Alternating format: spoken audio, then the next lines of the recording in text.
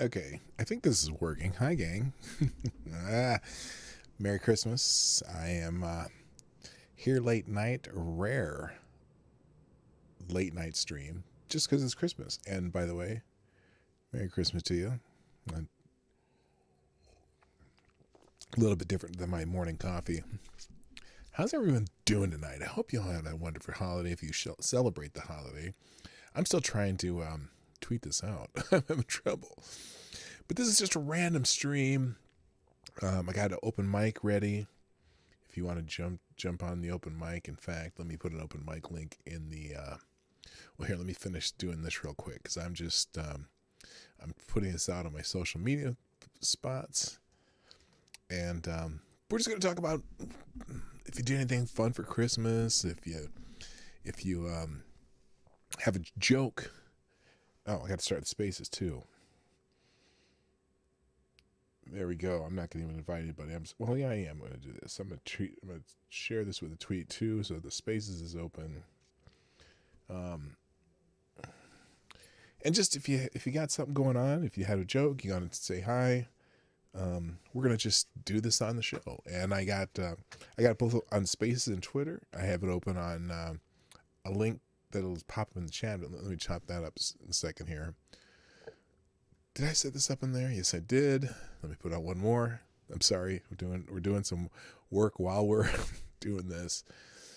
There we go. Now I got it on all 7 social media sites, which I don't even know if people follow me on many of them or pay attention to that, but that's okay. I don't care. I'm very happy. Had a nice Christmas to my family. Last night, did our evening festival thing that we do every year. We have people over on Christmas Eve instead of Christmas Day. Hello, Corn Pop. How you doing on Spaces? Nice to have you on here, and we'll get you on if you want to talk too. We're gonna have. Let's see. So last night we do our normal Christmas Eve thing where we have a bunch of people over. I make a gigantic pot of chili.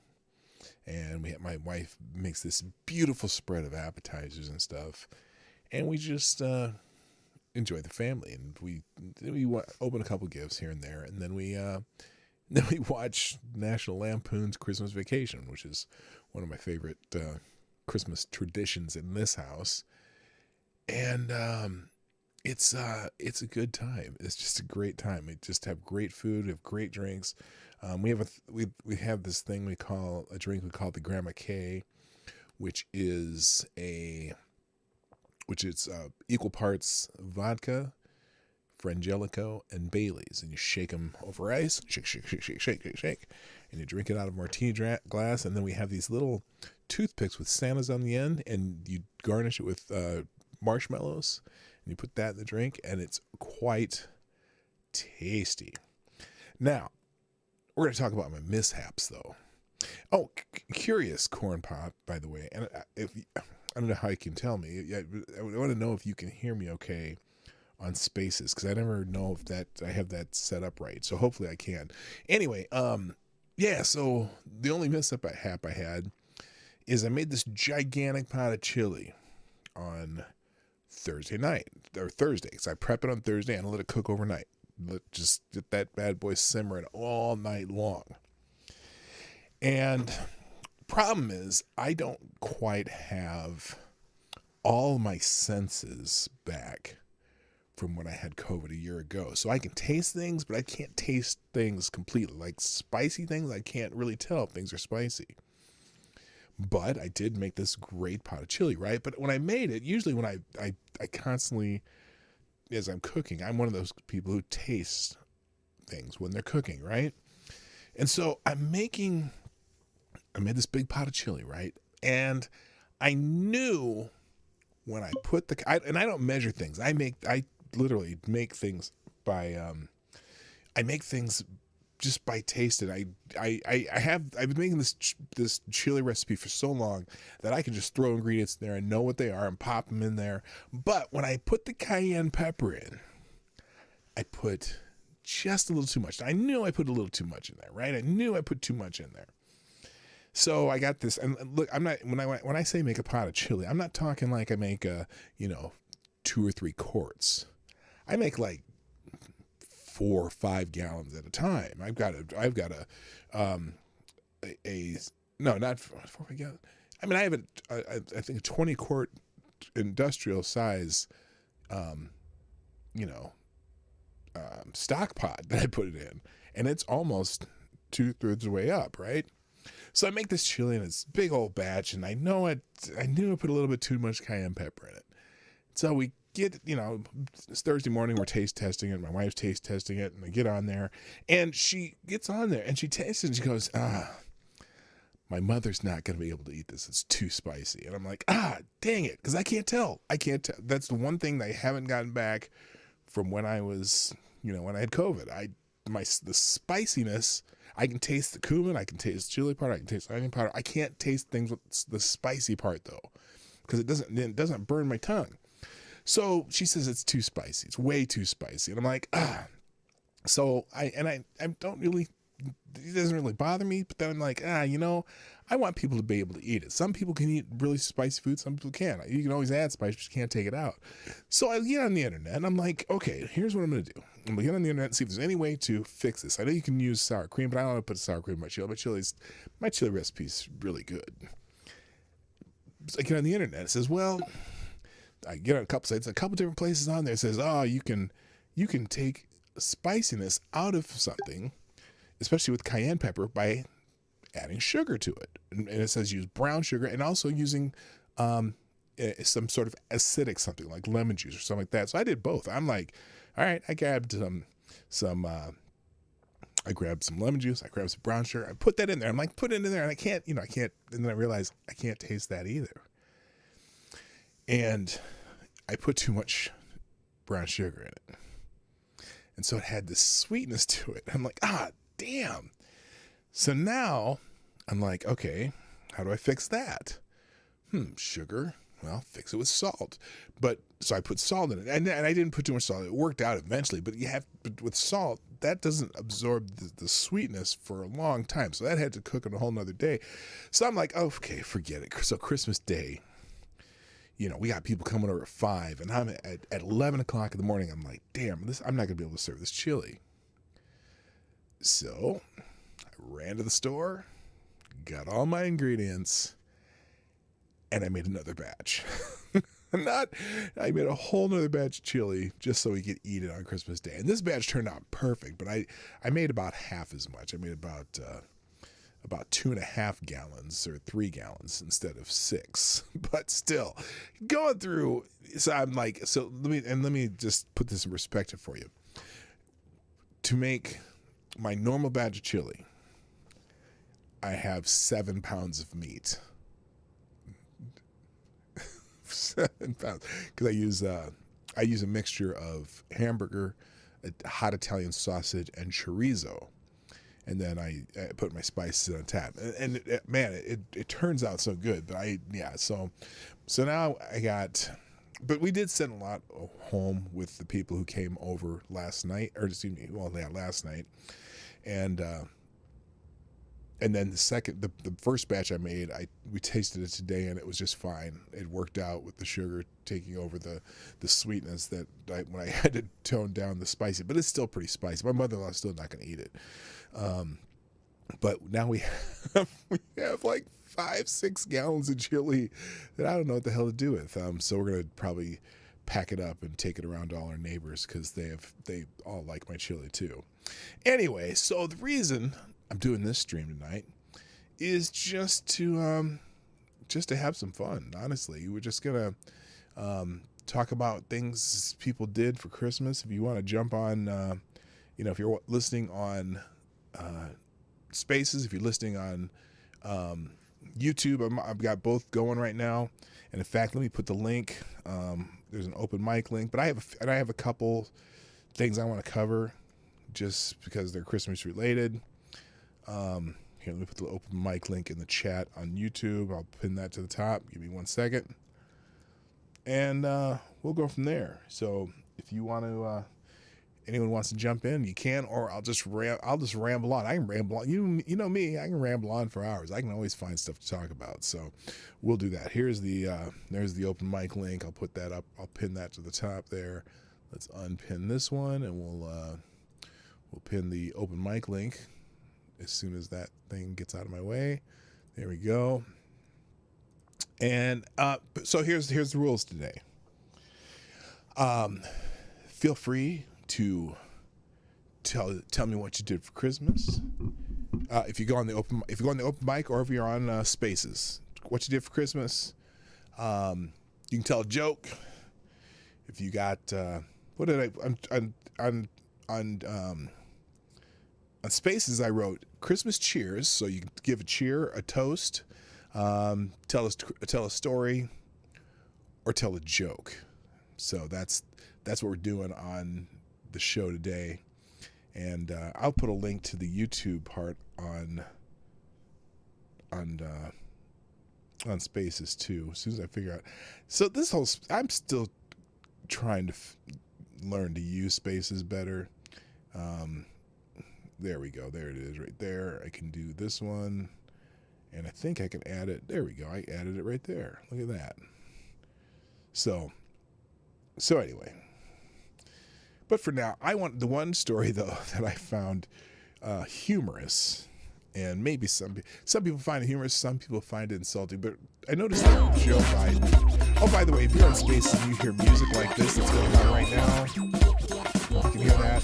That's just someone doing sponsoring the show on YouTube. I have some alerts on there, so you'll occasionally, if you're talking and you hear some music all of a sudden, just let the music stop. They're usually between 7 and 10 seconds long, and then you can just keep going with what you're saying. The one story though that has cracked me up, and I'll tell you why it's cracked me up in a second, but because people are up in arms. People are up in arms. Oh, thank you, Buster's Outlaws. Thank you so much for sponsoring the show with the deuce from YouTube SuperChats, who says, Merry Christmas all. Well, Merry Christmas to you, sir. And let me say hi to people in the chat. Now, I don't know, though I have a listener here on Spaces too, that I'm not sure who this is. I can't pronounce it because it's written in a foreign language, but it's AIM10X on Twitter, and then also Corn Pop on Twitter. Welcome to the show. And I know Corn Pop's on both Twitter and Spaces, or at YouTube and Spaces, so that's cool. In the chat though, let's say good morning or good evening or whatever time it is of the day for you. Some of it's morning, and some of it's evening. Like Mike Savage, definitely morning. And I don't know what time zones the rest of y'all are in. But anyway, Mike Savage was in the chat first. I don't have my bell set up, so there won't be any I won't be doing any sound effects today. But Blarg, that's for Mike Savage. Also, good morning and good evening, Special Can Acid. Or I'm going to say Merry Christmas, Special Can Acid. And also Cool Frog, Gilded Liberty, Tyre Alexander, Corn Pop, who's both in the chat and in Twitter. Special Can Acid, I think I just said Special Can Acid. Also, Colleen Bernier, our Florida correspondent. Also, Cool Frog, Tazzy, having you here live, fantastic. Thank you, Tazzy, and thank you so much for your generosity and support over the years. I really appreciate you. I shouted you. Well, you probably hear me because you would listen to my replays, so you heard me shout you out the other day. You were the superstar donor of the day the other day, and thank you so much for that. Also, good morning or good evening, Merry Christmas to Gulf City Johnny Blaze, Asan, Irate Prostate. How you doing, brother? Also, Evil One, what's up? Gulf City. Oh, I said Johnny Blaze. I already said that. Jesse Leon, Broken Words, Spud Guns in the house, Straight Sith Mail, Buster's Outlaws, Tyler F, Evan S, and Dom O'Leary. That looks. Oh, and DI Freighter Watchers in the house. Nice to have you all here. Welcome. And then also on looks like I got on Spaces, Marsupial Gamers on Spaces too. So that's awesome. So anyway, if on Spaces, if you want to chat, you can feel free to hit that little button down there. If you're on YouTube, you can look at the top of the chat. There's a link to the StreamYard Spaces, and if you're on the people on Spaces, you're gonna hear multiple voices out of my mic, because that's the way I have this set up. But first of all, I did want to make sure that I did give you all a Christmas cheer, because I actually have my, as I said earlier, I'm not drinking coffee today. This is, what am I drinking here? I can't remember. It's one of the peanut butter whiskeys. I can't remember which one I have. Here, let me look that up. I probably should look up, because I didn't bring the bottle down here with me. But I might break open the Rittenhouse Rye. Let's see, which one? Peanut butter whiskey. Screwball. I didn't even have to wait for this to pop up. I have Screwball right now, which I've been drinking in coffee most of the day, and then and so this is a Screwball with some. Oh, actually, this time I mixed Screwball with a little Frangelico, which is really good. All right, let's talk about. Oh, wait, I was to tell you about my day first before I get into any news stories. And if anyone wants to, the other thing, you can tell me what you did for Christmas. If you did anything special today, if you chill, because like I said, we usually do our Christmas stuff Christmas Eve, and then Christmas Day is just a chill day. And so, let's see. Hang on a second here. There we go. So we did our Christmas Eve thing last night to the chili. Had a bunch of people over, tons of appetizers. My wife makes so many things. She makes all these like hot dips that we have this little triple crock pot thing that has 3 crock pots in one, one unit. And she made a pepperoni pizza dip. She made a buffalo chicken dip, and she made a cheeseburger dip, and then she had little garnishes for each. So the cheeseburger dip, you had bacon. You could put bacon bits over the top, so it's like bacon cheeseburger. And then she made this huge charcuterie board. She made, oh man, we had so much food. She made these little skewers where it had a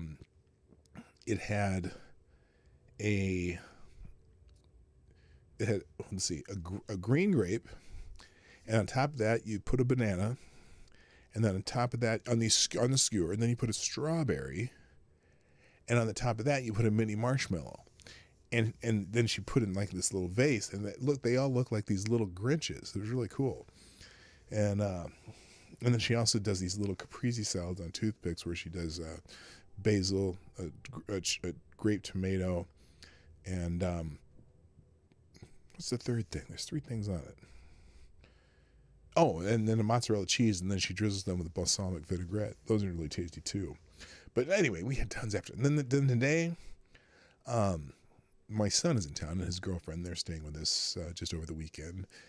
And we went to, we got up, went to Perkins for breakfast, and then we went to a movie. We went to go see this new Spider-Man movie, which I thought was really fun. I didn't really pay attention to anyone talking about it, because I didn't want to have it be spoiled. And I'm not going to tell any spoilers today, but we're going to go to the Spider-Man movie, and we went to one of the theaters where I live here in town, and it's a theater that has been closed for a long time, and so it got bought out by another company, and they redid this entire theater. So you walk in there now, and it's just this beautiful lobby, and they don't really have any place where the box office. They have a little kiosk for the box office, and then they don't just have concessions, but they also have a little place that makes pizzas. They got a little place that makes appetizers. They got a bar when you walk in. And so we go to, buy tickets for the movie. And apparently all these people were buying their tickets in advance, because we get the show that the time we come to see it. And it was like almost sold out. And we're like, oh, well, let's see what the next time is. So we finally had to go. We were there for like the 11:30 show. And we ended up having to take a 1:30 show tickets, right? So what we ended up doing was, so we get the 1:30 tickets, and we're like, well, there's a bar in here. We can just sit over there at the bar. And we're sitting at the bar, and we look over, and there's also, in this movie theater, there's this place called Minnesota Axe. And if you saw my post on YouTube this morning about Minnesota Axe, what it is, it's a axe throwing venue where you have axes, and you throw them at these targets, right? You throw axes at targets. So we're like, oh, we're talking to the bartender, and it's like, yeah, is that open right now? Because no one was in there. It's like 11, or, it was noon. It was around noon. And they're like, oh yeah, we'll just take you in there. And he's the guy who at the bar, who's bartending, was also one of the guys who runs the axe throwing place. So he takes us in there, and we're in there throwing axes for Christmas. So Merry Axemas to everybody. It was fun too. I mean, he's teaching you how to do it. You have to do it so you get one perfect rotation, and then the axe, sticks in the wood, and so we played like 4 rounds or 5 rounds of axe, or throwing axes, at targets. It was hilarious, and just a funny thing to have to be able to do in a movie theater. And apparently they have leagues. They have, it's a really big thing. So pretty cool stuff. And then we went and saw the Spider-Man movie.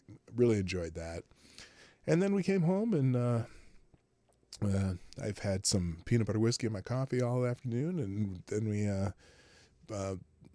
we watched, just chilled, watched TV, didn't do anything. Fed the dog and watched TV, and heated up some more chili and had some chili leftovers. And that was my day on Christmas. So, all right. So before I go into...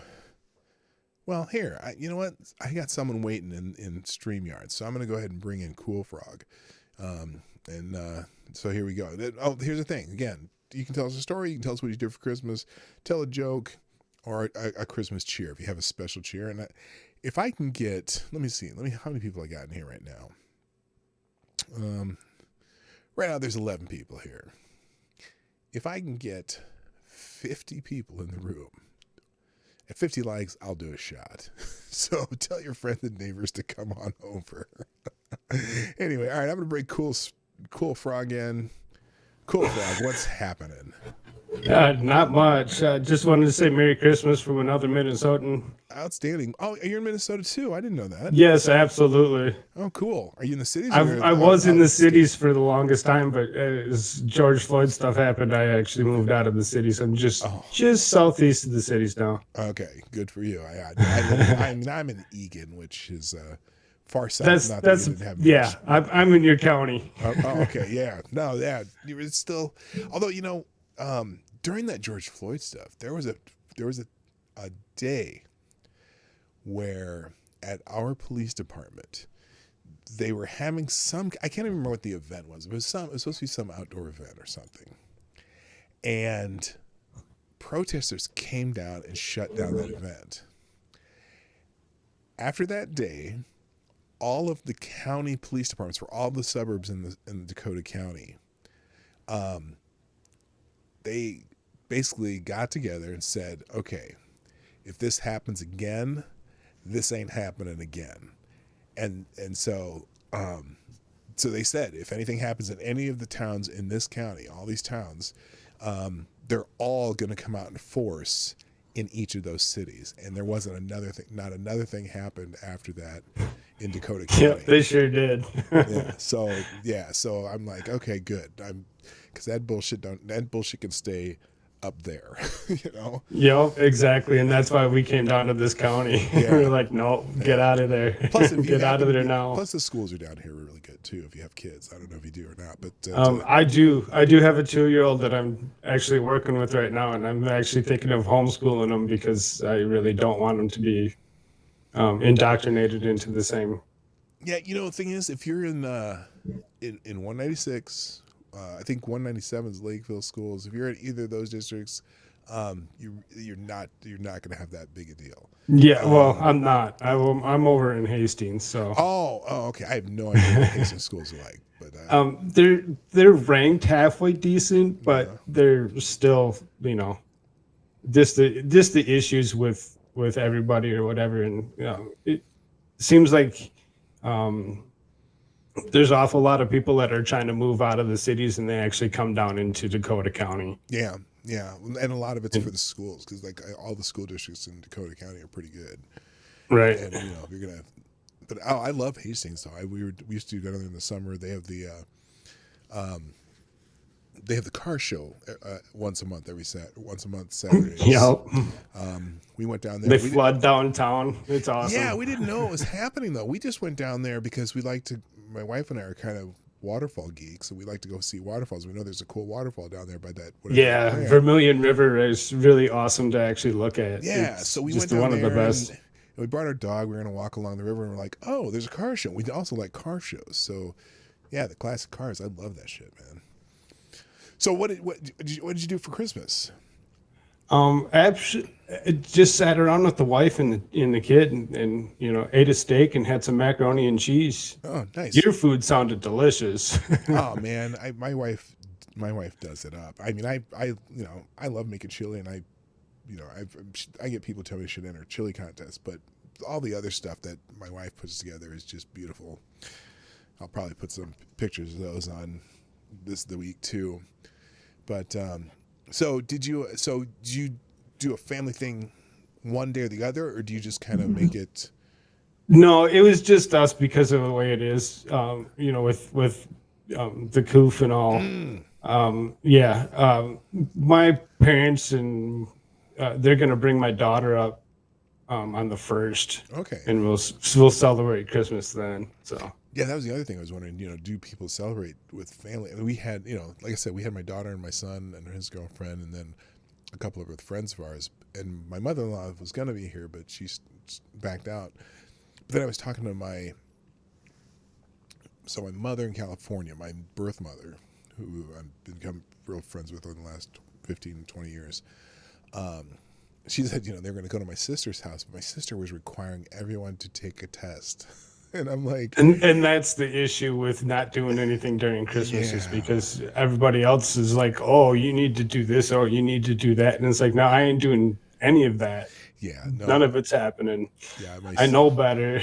I've done my research, and they're like, what do you mean? There's only one media source. And I'm like, yeah, okay, no, never mind. No. We'll just stay with ourselves. Yeah, so my mother said, nah, she ended up going and hanging out with my nieces who didn't do that. And there are people very concerned. Oh, and our other friend too, who's a doctor that used to work with my wife, who's my children adopted as their grandmother, who's here too. But it's not as bad. At least, okay. I was going to say it's not as bad here, but then you just said you live in Minnesota and you had that. You came up against that, which would be surprising me, I guess, if you lived in Minneapolis or St. Paul. Or where my parents are from, which is down in southeast Minnesota, there's one county that if you look at the political map, they actually come out blue. Oh, really? That's where they are. Oh, okay. Well, that's interesting. Yeah. That is interesting because, I come, if I'm going around in Dakota County, where we live, okay, and I go to a store, go to Walmart, go to Sam's Club, go wherever. Yeah, not the, some people wearing masks, maybe 20-30% of people wearing masks. But, you go to restaurants, bars, nobody, just the staff.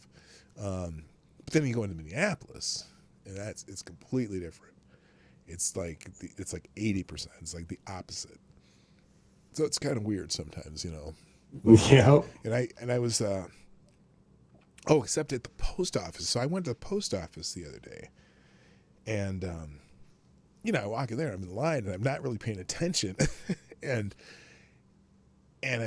this line's about, 20 people deep. I mean, it's pretty busy there. There are, I wasn't paying attention, and I look up, and I'm like, look in front of me. Every single person in line in front of me is wearing a mask. I look behind me.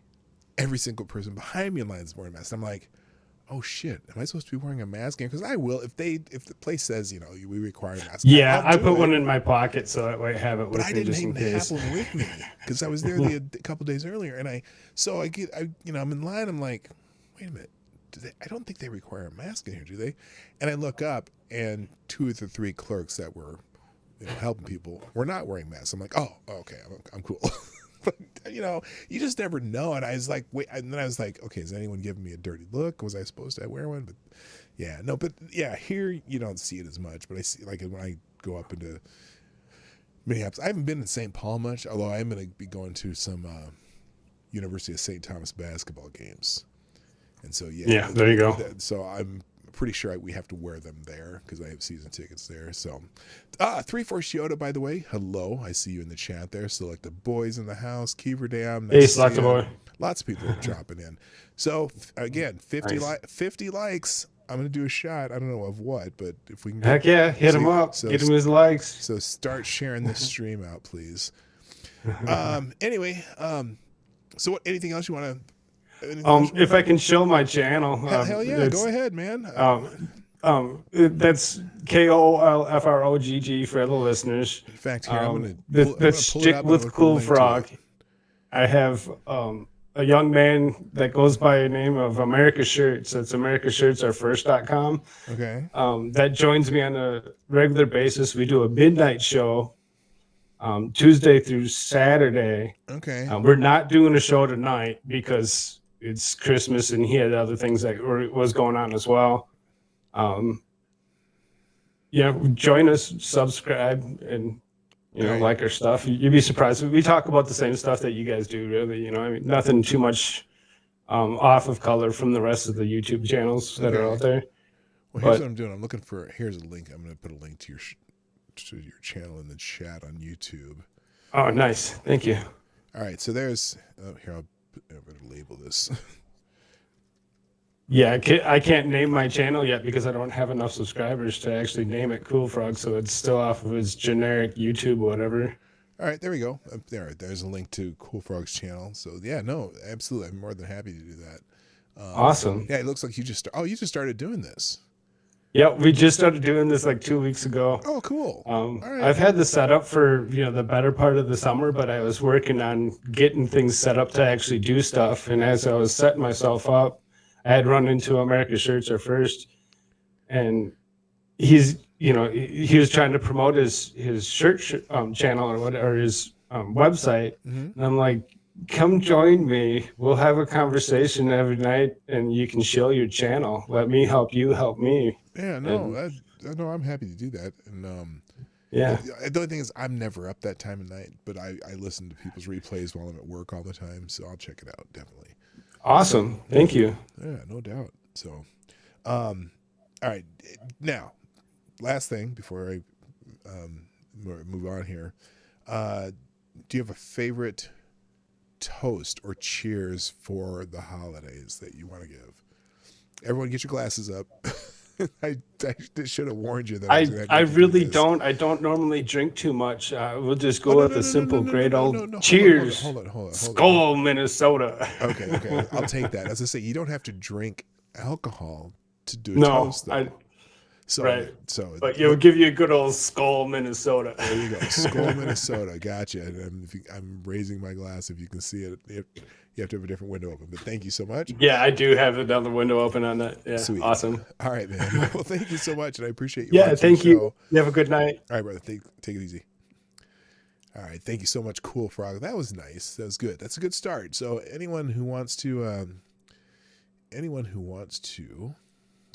join the show, you can do that either through YouTube up in the chat. I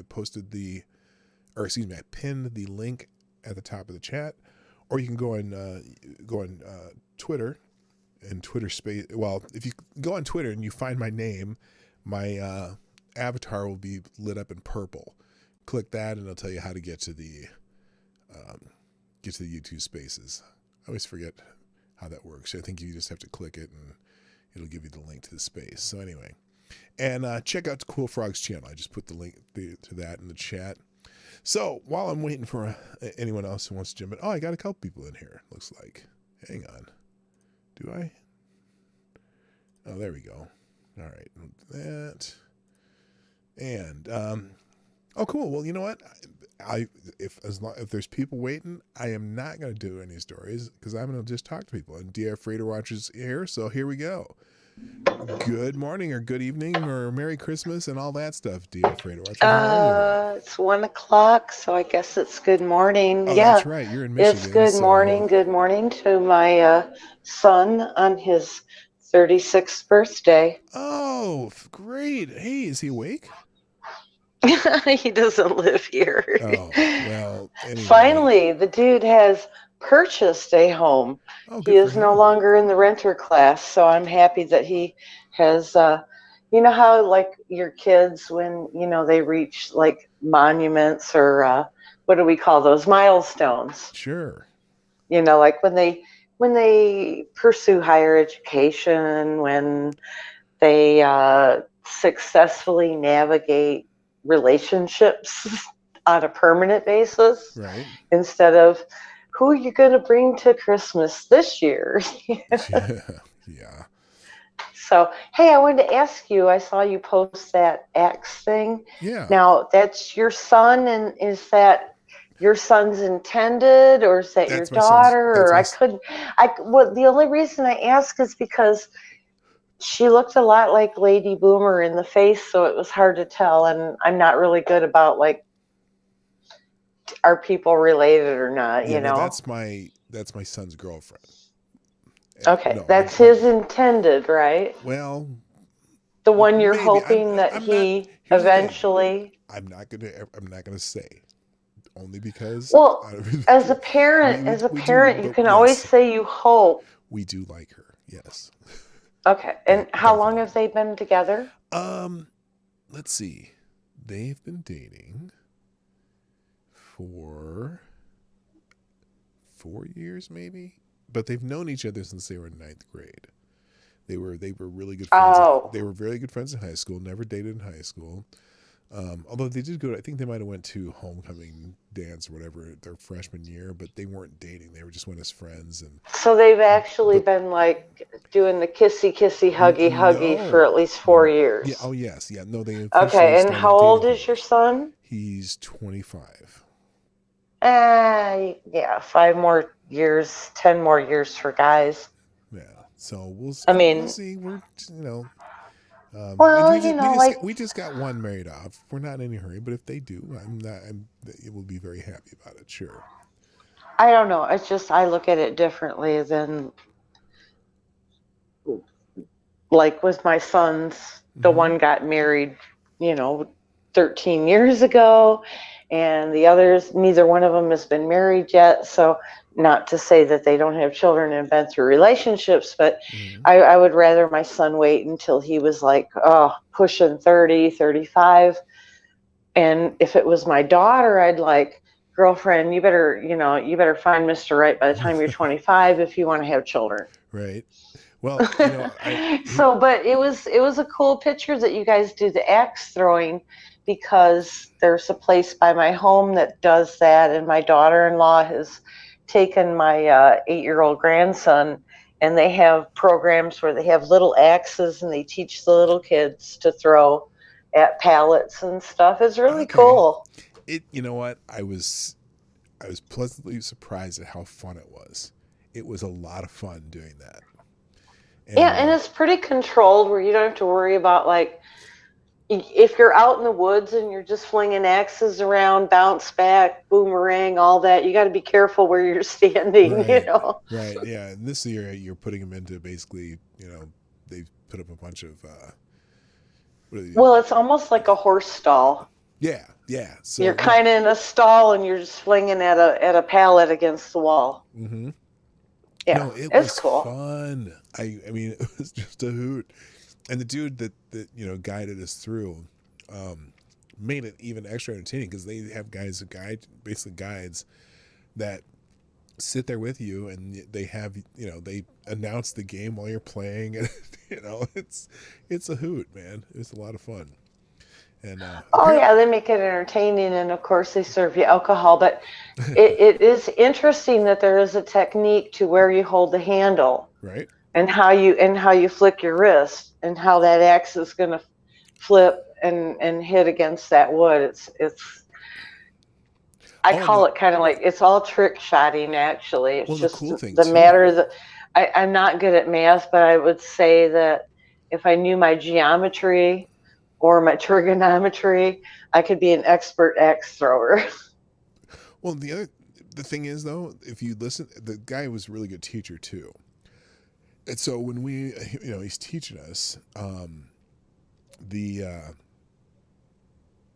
he's teaching where to release, and how basically when you're throwing an axe, you don't want to bend your wrist at all. You want to keep your wrist completely straight, and you have to release it with your hands open, like in jazz hands. Like he showed us two techniques too. He showed us how to do it two-handed, and he showed how to do it one-handed.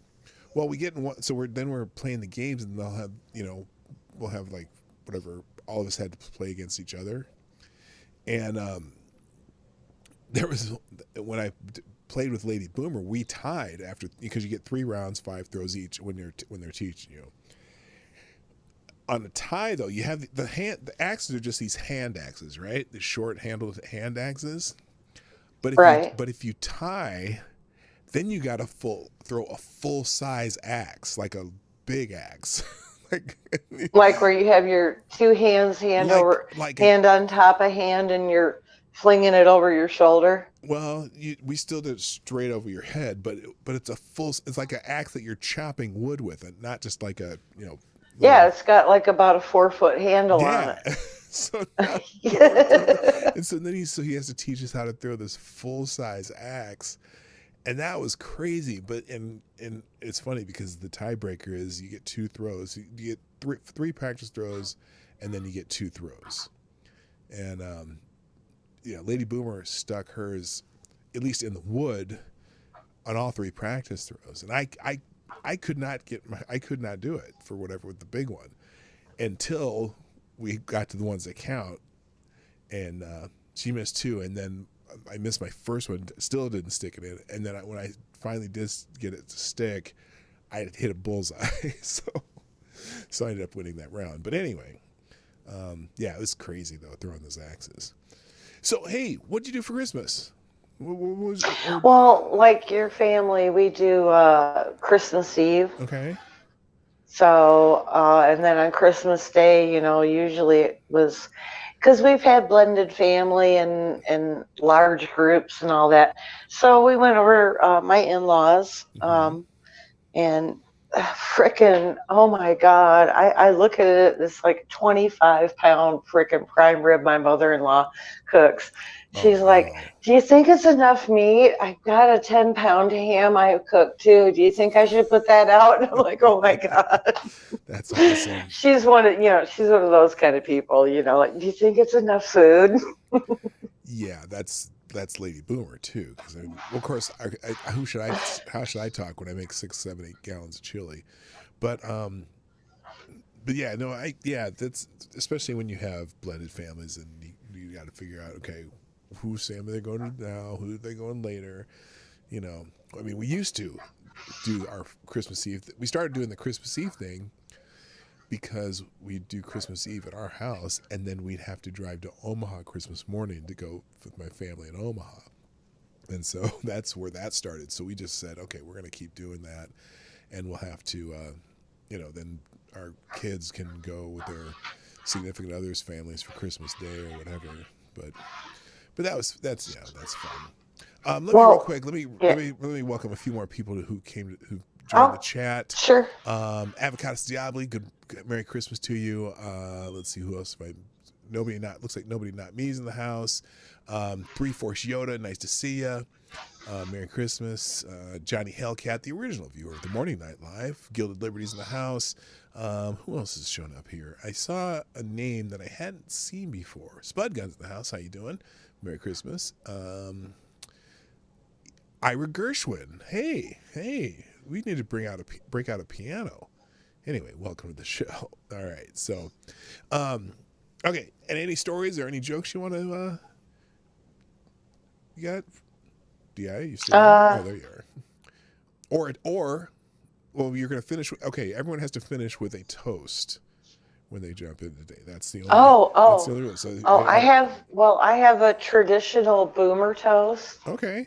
And I know it's probably pretty corny, and everybody's probably heard it a lot. So, and please remember. Glasses up, everybody. It's in jest. Okay. And I have my wine glasses that I got for Christmas. Yeah, mine. So, are we ready? Here we go. You got your glass ready? Yeah, everyone. Okay. Here's to you, and here's to me. And if we ever disagree, fuck you. Here's to me. There you go. Cheers to you. Merry Christmas, everybody. Thanks, P-Dawg, and Lady Boomer and your family and everybody. You guys have a great Christmas. And I don't know, you probably got other people in the waiting room, or? I have one other. I got someone here. So yeah, no, that's cool. So I can step aside and you can let somebody else talk and everything. Okay. All right, I will do that. All righty. All right, Take thank care, you. Yeah, thanks everybody. Merry Christmas. Okay. All right, Bye. All right, thank you, DI Freighter Watcher. Go check out her channel too. She there's not a ton of stuff on there, but she has cool the the name comes from her being into large cargo ships that come in and out of the Great Lakes, and there's a couple. And the reason I got into checking out her channel because we spent some time up in Duluth. Every once in a while, there are these giant freighters that come out of the Duluth Harbor. Duluth Harbor is one of the big shipping harbors through the Great Lakes, through Lake Superior and all throughout the Great Lakes. So that's always cool. All right. I just noticed my next guest who's in the waiting room in the green room on StreamYards. I have a feeling I know who this really is, but the name on StreamYard says, now if some of you may recognize this, Per Sparrow 059. I'll be bringing them in next, but before I do that, let me get to the super chat. Thank you, Keever Dam. How are you doing? Who says, I'm here too. Thank you so much for sponsoring the show. I see you here. Oh, Keever Dam. Oh, that's what you're telling me. I'm here too. Oh, and Gunfox61, Keever Dam. I did miss a couple of people. I'm scrolling here. I missed you. Good to see you, Gunny, and Keever Dam. And did I miss anybody? Tazzy, I said already. Spud Gun. I think I got everybody. Anyway, I said too during the show, if we get to 50 likes today, I'll do a shot. But right now I'm just sipping my shit, I forgot the name of it again. I always forget the name of this. It's peanut butter whiskey. And I have it mixed with a little bit of Frangelico, which is kind of overkill on the nut flavors, but you know, what are you going to do? These nuts. All right, let's bring in our next guest on StreamYards. So that voice will be coming out of my microphone if you are on Spaces, and I see a request on Spaces from, let's see, I believe it's Circa Zero, so I'll get you in here in a minute too. But let's go to Per Sparrow 059. I have a feeling this might be Johnny Hellcat. And you would be correct. I'm smarter than I look. I'm just telling you. Good evening. Although it's really funny with this profile picture up that people still think that they're talking to Prospero. Oh, dude. So that's hilarious. Yeah. You think no, and it's clearly I made it like right after I officially became a minion because I was taking her spot, and I'm like, well, there's got to be something I can do that kind of honors Prospero, being that they're, you know, tremendous shoes to fill. Sure. Because she is, you know, extremely knowledgeable. She's prolific. Just one of the greatest people I've met on YouTube. And then her spot was taken by me. I call myself the undereducated fool. And so, yeah, I'm just like, all right, so I'll take my logo and kind of superimpose it onto hers. Mm-hmm. And that's how I came up with at least the avatar. Well, it's lovely. I gotta tell you, I am, you know, I don't know if that is supposed to, on her avatar, if it's Lucille Ball or just some old, some old ad. But the cat face on the Prospero avatar is fantastic. Yeah, and well, I was trying to think of a cat pun for her name, and I, for the life of me, could not think of one. And actually, De La Hayes thought of this. Oh, well. And I'm like, how could I have missed that? I don't know. So yeah, I don't know. How did you? That seems like the perfect one. Screwball. That's the one. Yeah. Okay. Screwball is the peanut butter whiskey. There's more. There's a couple different kinds. They're talking about peanut butter whiskeys in the chat. There is more than one, but Screwball is the one that I have. And Spudgun, you're not entirely wrong, but that's not the only reason I do it. Yeah. So how's your holiday? Well, my holiday's great. I said earlier in the show that we did our normal Christmas Eve thing here, where we my wife makes a whole bunch of appetizers, and then I do a pot of chili. But I had a chili mishap. You'll have to go back and listen. The story's too long. Long story short, I made I have a 20-quart, I think, stock pot, or is it 24 quarts? I don't know. I have an industrial sized stock pot that I made with chili, and then I screwed up the batch with too much heat, and so I did a couple things trying to fix it. But in order to fix it, it takes about another 8 hours of cooking, and so I had to make a whole separate batch Christmas morning so we'd have some to eat that day. And but it turned out fine. But now we have about 20 quarts of chili still from the first batch. So we're gonna be packaging it up and giving it out to neighbors. But anyway, it was fantastic. And then today, I don't know if you missed it, but we went to a movie. We went through some axes. Yeah, I caught that part. I've been listening on and off, dealing with some family noise. The axe throwing was fantastic. So anyway, but I want to hear about your Christmas today. Did you do anything fun? I know, weren't you? I think you told me this the other day that you were going to be working, weren't you? No, actually, I had my kids, the I call them the Hellions. Oh, okay. Yeah, just to stay in theme. Yeah, they came over. I had them over for a few days. It was actually the first Christmas that I've actually had them with me in I think about 12 years. So it was nice to have them over. Got them, they opened their presents, and we were going to go to visit my sister, just run over, prove that we exist, and then come back home. But Rocky's blood sugar was kind of erratic, and my nausea's been kicking up and down lately, so it's been kind of we just decided not to go, and yeah, it's not like we didn't miss much over there. It's just a bunch of rowdy drunk kids, and Spider-Man says, wouldn't they be the Hell Kittens? Well, I think that works.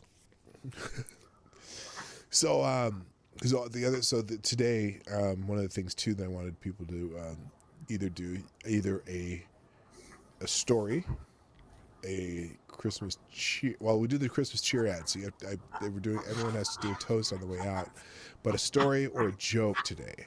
That's what we're doing. And by the way, before I do that though, there are some other peanut butter whiskeys. People asking in the chat. One's called Scatterbrain. When I was at the liquor store too, Scatterbrain has a peanut butter whiskey. They have a peanut butter and jelly whiskey. They have a chocolate peanut butter whiskey, and they have just a chocolate whiskey. Now, first of all, when I first had heard the idea of a peanut butter whiskey, I was very, very skeptical. But the Screwball peanut butter whiskey is actually fantastic. It's more like usually I drink it in a snifter, like as you're drinking brandy or amaretto or something like that. But it's more like it comes off as an aperitif more than something you drink. Although it's really, really good in coffee too. So just so you know. But then here's a couple other brand names though that are out there. We got Screwball, we got Scatterbrain, we got Tennessee Legend Peanut Butter Cup, we have P-Nutty, which is looks like that's the brand name of the whiskey. There's also PB and W. It's just PD and an ampersand W. I think that's those. Oh, Sheepdog. I'm okay. First of all, I'm shocked that there's this many peanut butter whiskeys. There's also Porter's makes a peanut butter whiskey. And then let's see, what's this one? All right, Screwball, that's the one I have. I think that's it. Oh no, there's one called 99 brand, and it's 99 proof peanut butter whiskey. Most of them are 80 proof.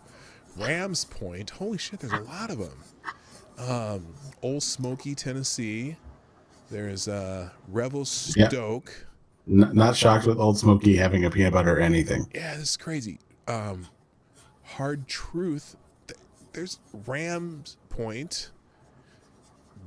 Ballatin. There's a peanut butter chocolate whiskey. I got Tennessee Legend already. There's a ton of Bird Dog. Squirrel. SQRRL. Holy shit! I'm just scrolling through these on. There's Revel Stoke. I already said that one. So there's enough of a backing to have Buffalo more than. Trace has a peanut butter whiskey. Oh no, Buffalo Trace is not a peanut butter whiskey. But still, that's a lot of different companies making peanut butter whiskey. So yeah, but Screwball is the one that I tried first, and that's really tasty. Also, real quick, let me do this donation. Thank you, GunFox61, and you are the new Streamlabs Superstar sponsor of the day. Who says, Marty, did you see Lightfoot demanding federal help with dealing with crimes, but after telling Trump that she don't want any of his help and degrade and defund the police, I say her and the city made that bed and now they can lay in it. I agree. Yeah, she's asking for help all of a sudden. And, she can, she did, remember Gunfox, when she said that was during the campaign, and before Trump left office, she was already asking for help.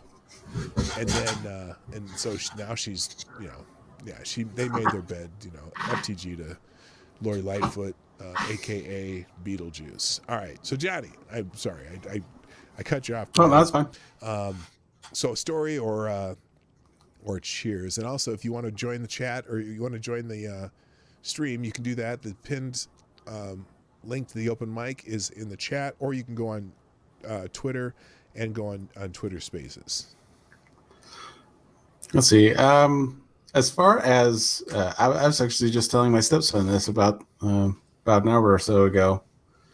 My dad, we usually run up to Lincoln, Montana. It's a out of the way mining and logging town that I grew up in, and he would always get a slew of snowmobiles. And he'd gather the family together, and my dad's, I learned family values from my dad. He's not my birth father, but he was a stepfather, and he was adopted when he was younger. So it's kind of like, it doesn't matter, if they're relative or not. Family's family. The family's who you want in your family. And that's pretty much how he saw it and how it was kind of ingrained into me.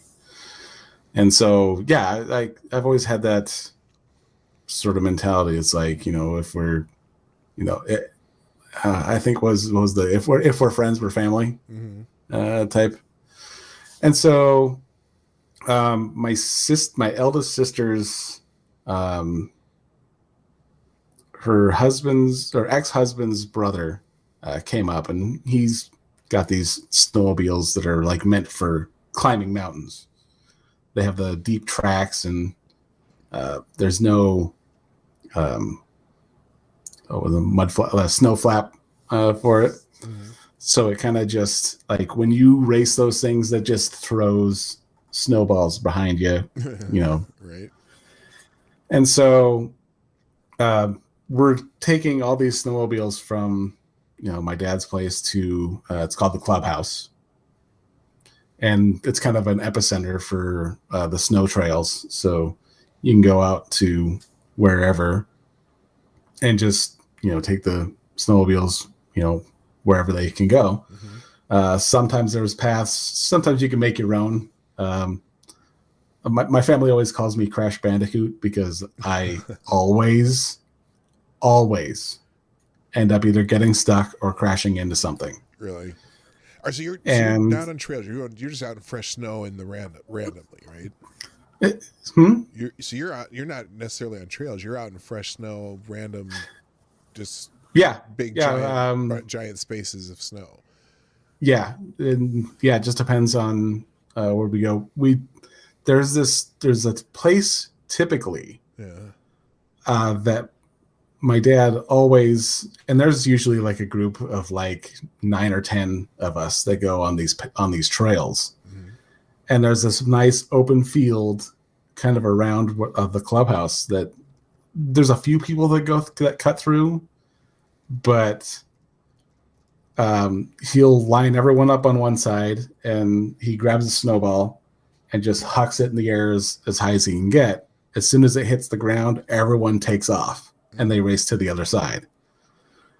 And of course, you know, being that I have a poor driving record, I usually have one of these slower sleds. So I usually end up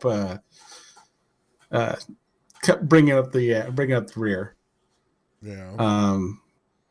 But it's still fun to participate in.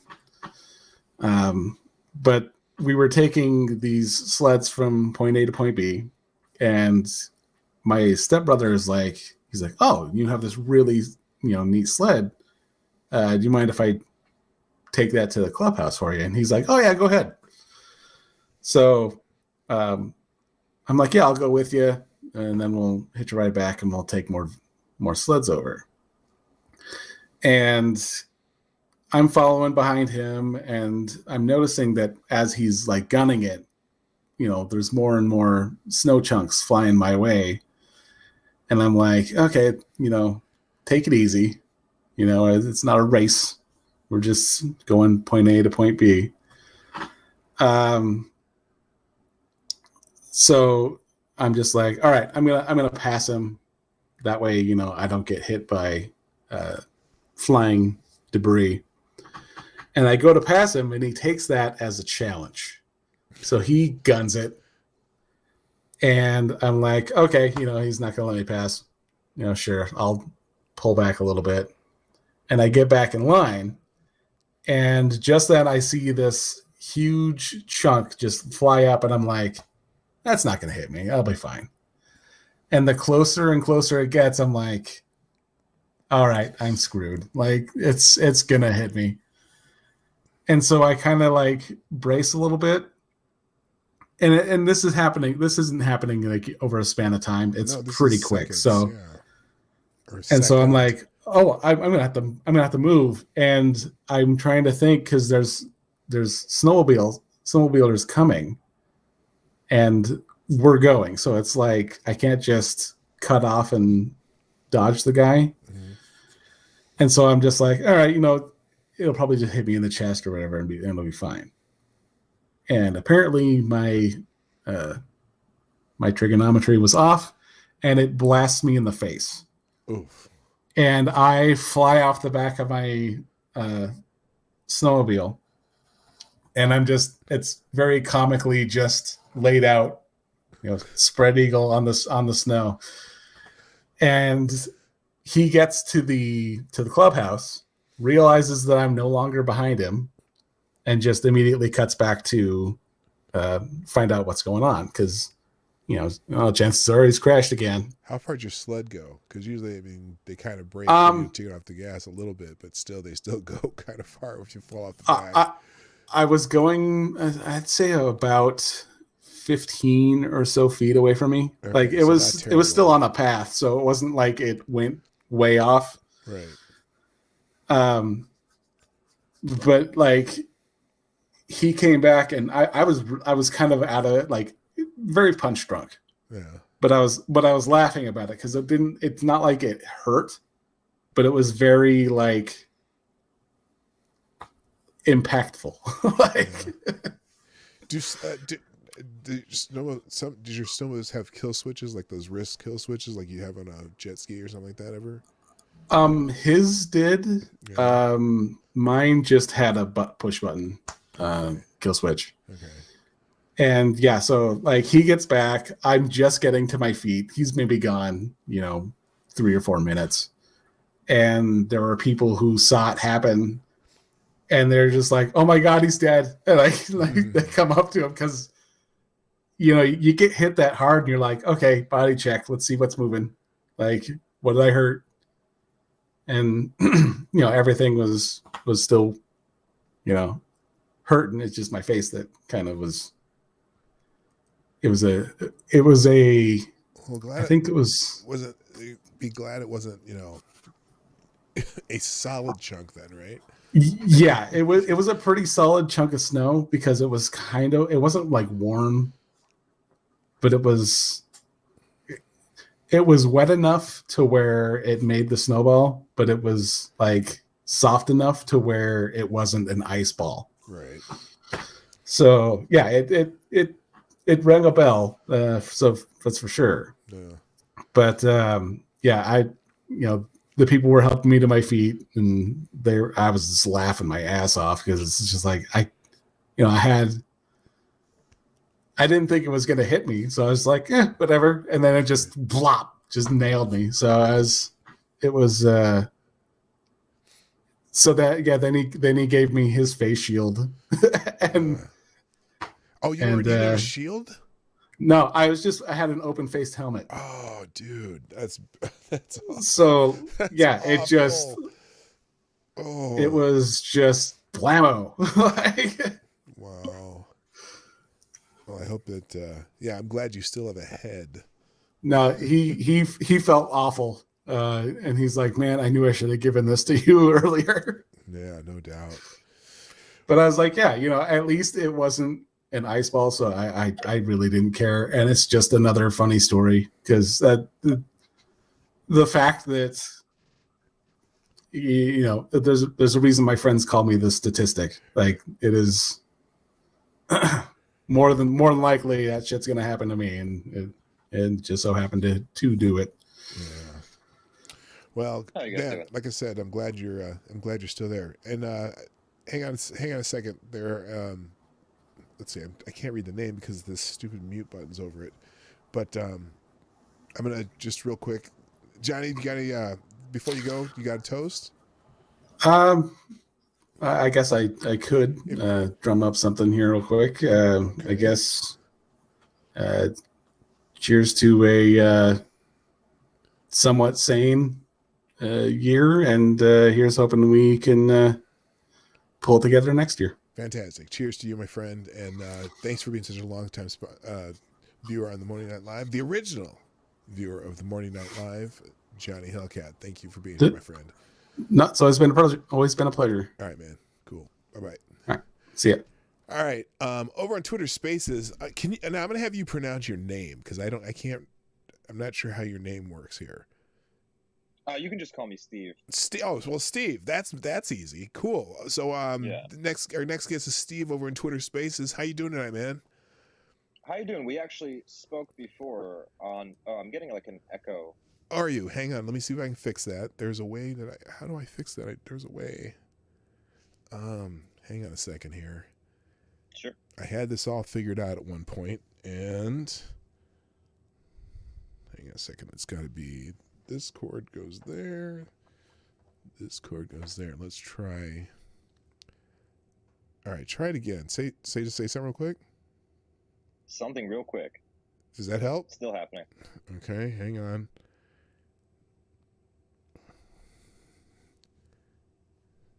Oh, that's because this one. All right, let me try.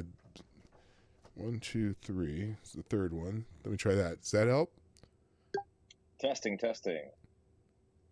Yeah, that's weird. I'm coming through on your mic.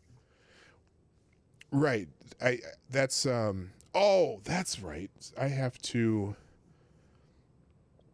Yeah, if I'm coming out your computer speakers. Yeah, no, there was something I did that stopped that I could still talk to you. And are you listening on? What are you listening on? Do you have it on YouTube too? Just on Twitter. And you're getting an echo of your own self, right? Yeah, whenever I talk, it comes up through your face. Oh, that's because I need to mute this for a second. Now try it. Okay. Oh, nope. Still happening. Okay, hang on a second. I'll figure out what I'm doing here. Real quick, while I'm doing this, though, I'm going to say thank you, Hyman, for sponsoring the show on YouTube. Merry Christmas from the Couch Crew. have a wonderful time. Well, thank you so much. That's very generous of you. I appreciate that. Now, let me figure this out, because I had this problem before, and the way I did it was I had to mute. Oh, I know what I have to mute. I have to mute desktop audio for you. Try that. Okay. Still happening. I'm so sorry. Oh my, no, that's not your fault, man. I had this fixed, and I thought I already had the settings set for that. And but you're hearing yourself, right? Yes. And you're coming out this mic, which means I gotta take off. It's supposed to be desktop audio. Where the hell is this coming out of?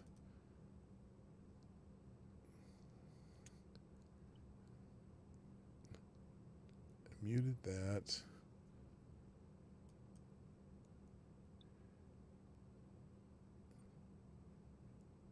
All right, you shouldn't be coming. Because I have this muted everywhere now, except for on Spaces. It should. I had this fixed. Now I'm curious, Corn Pop, you're in the chat on YouTube and on Spaces. Are you getting a double echo for him too? Out of curiosity. Gosh darn it. He's just a listener right now. No, I know, but he's on both Spaces and watching on YouTube also. Oh, okay. And I have a link to on YouTube that you could just go straight into the you go on my other spot here.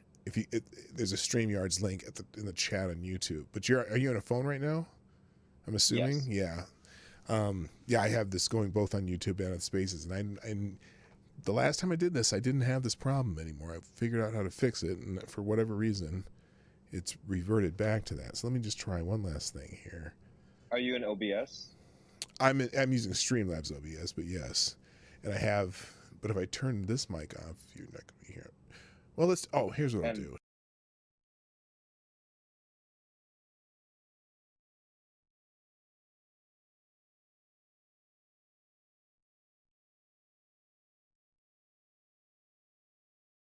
And now then my mic went off online too. Damn it. I had this fixed. What did I do differently? I didn't change anything since then either. That I just did this on Thursday and had no problems whatsoever. And for whatever reason, but I'm not echoing when I talk. I'm just echoing, and you're just hearing yourself when you talk, right? Yeah. Okay. Yeah, no echo on YouTube. Steve, did you mute your sound? That's someone's asking. But I don't. If you mute your sound, you can. Yeah, you're only on Twitter, so that you can't really do that on Twitter. Okay, I'm gonna have to figure this out. Hang on a second.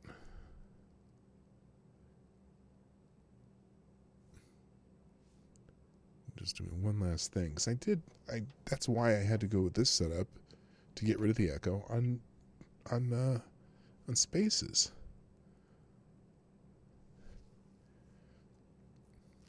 On the right side, your mic sounds great. On the right side?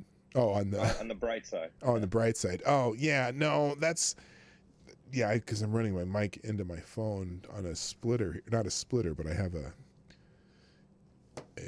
interface for that.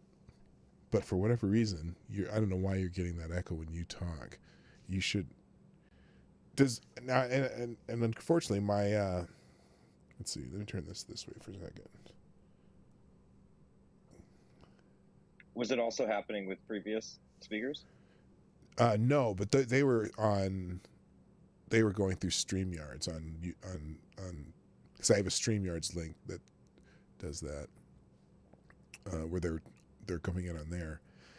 And I used this same setup on Thursday. We had a Spaces going, and it did not echo for the people talking to me. So I can't figure out if it's something on.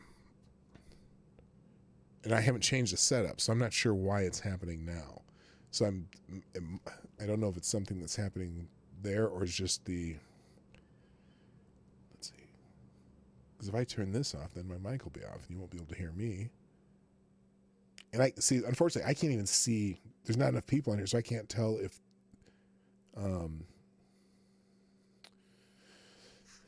Is when you talk, does my mic show me you talking to? I can't, because I can't see it. There's covered up by this mute button. Are you still there? Okay. Oh, now it's not responding. Great. Hang on. All right. Well, while I'm waiting, let me do this. I'm going to bring on Colleen Bernier. And this is reconnecting. So I'm going to bring on Colleen Bernier real quick, and then I'll see if I can figure this out and come back to you. All right. Colleen Bernier, what's happening? You had, oh, my mic's muted here. Colleen Bernier, how you doing? Are you there? Did everything go to shit now? China blocks the stream. Just for saying No, creatures. no, I'm here. Colleen, you're there. Okay. Yeah, I just had to switch which screen I had muted. Oh, okay. Yeah, I can't seem to get this to restart again. So anyway, how are you? I'm doing well. Our official Florida correspondent from the Morning Night Live. Mm-hmm. Are you? What's going on? Nothing. I'm the only one awake. Everyone's sleeping right now. Yeah. I'm the last one awake too. Well, no, I think I hear my son still watching a movie upstairs. Oh, real quick. Hi, Lesser Logic. Hi, Cannibalistic Wizard, and Bo Stevens, and I think that's all the new people that's come in. So, anyway, so how was your Christmas? What did you do? What's your tradition?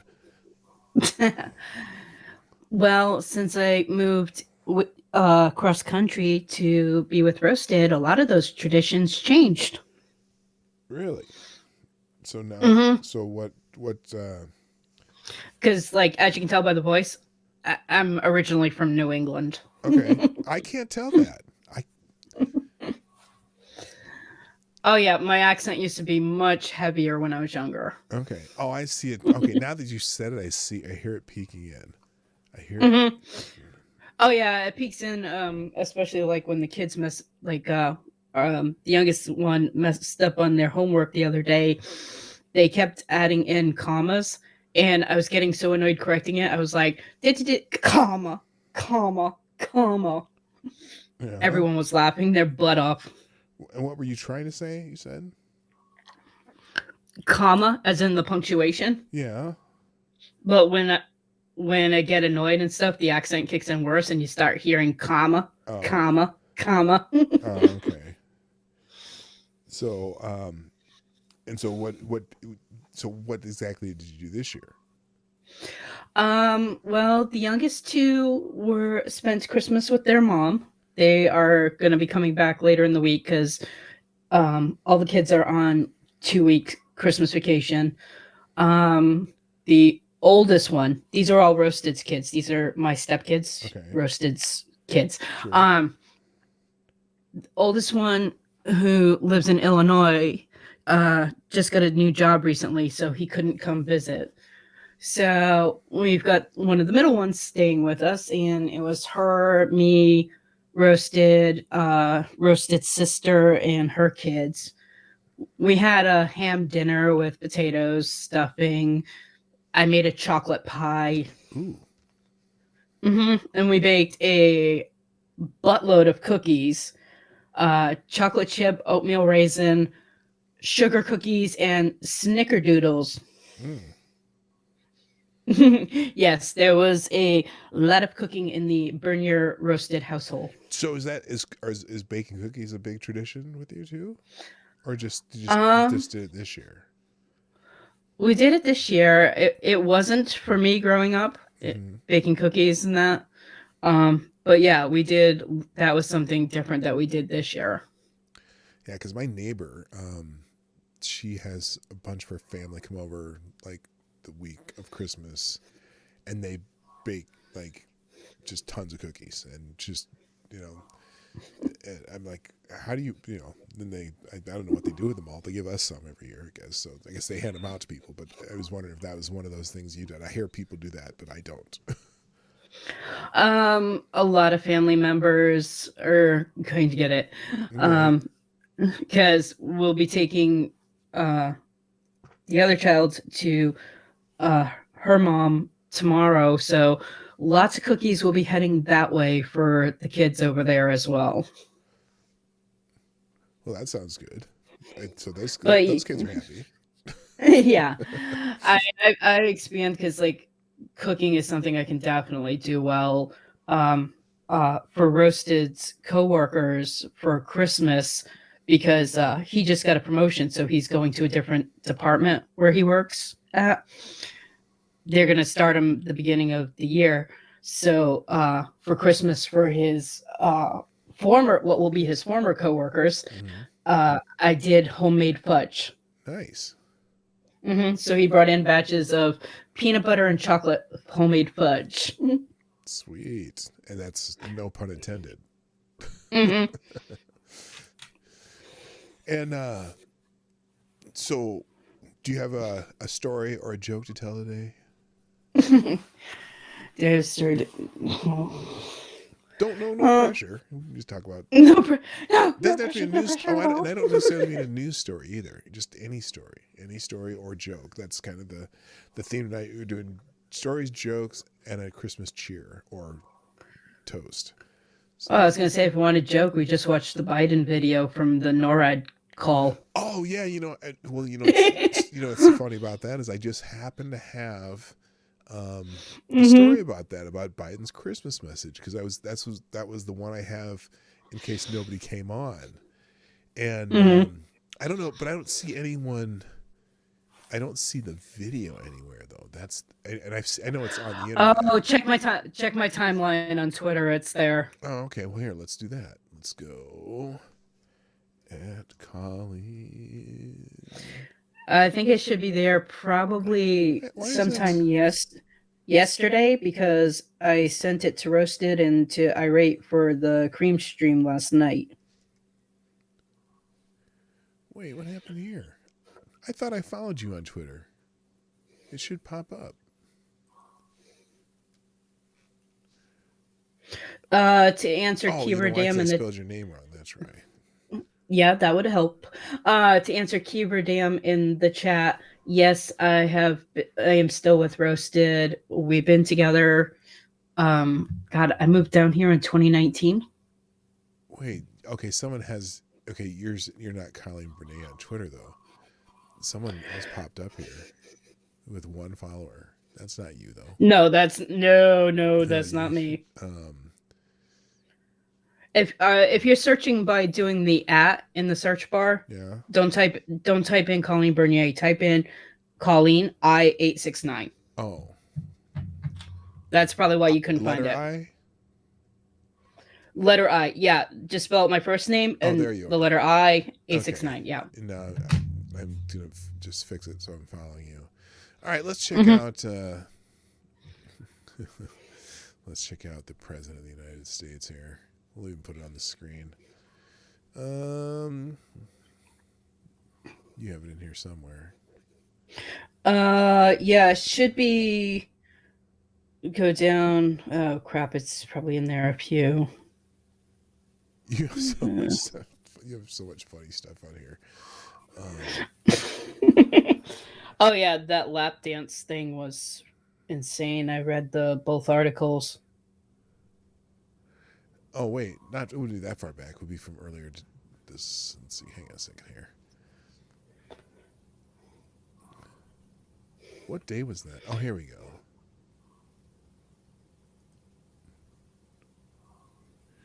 All right, there we go. I found it. All right, here we go. Okay. We're gonna play Joe Biden during his Christmas. Oh, they don't have video of it on here though. Oh, there it is.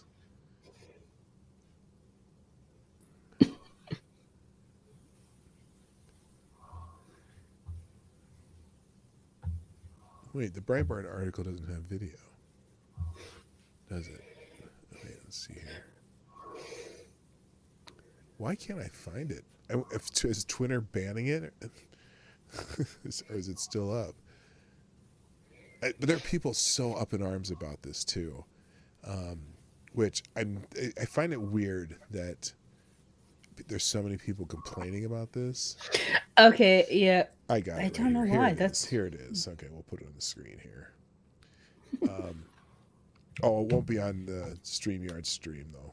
You'll hear it though. Mm-hmm. Let me fix this so it's on the screen. Yeah, I have two screens going at the same time, Okay. two tabs.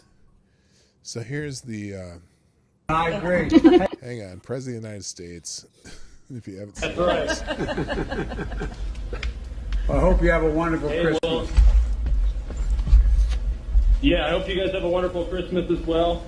Merry Christmas, and let's go, Brandon. Let's go, Brandon. I agree. That's right. I hope you have a wonderful Christmas. Okay, my God.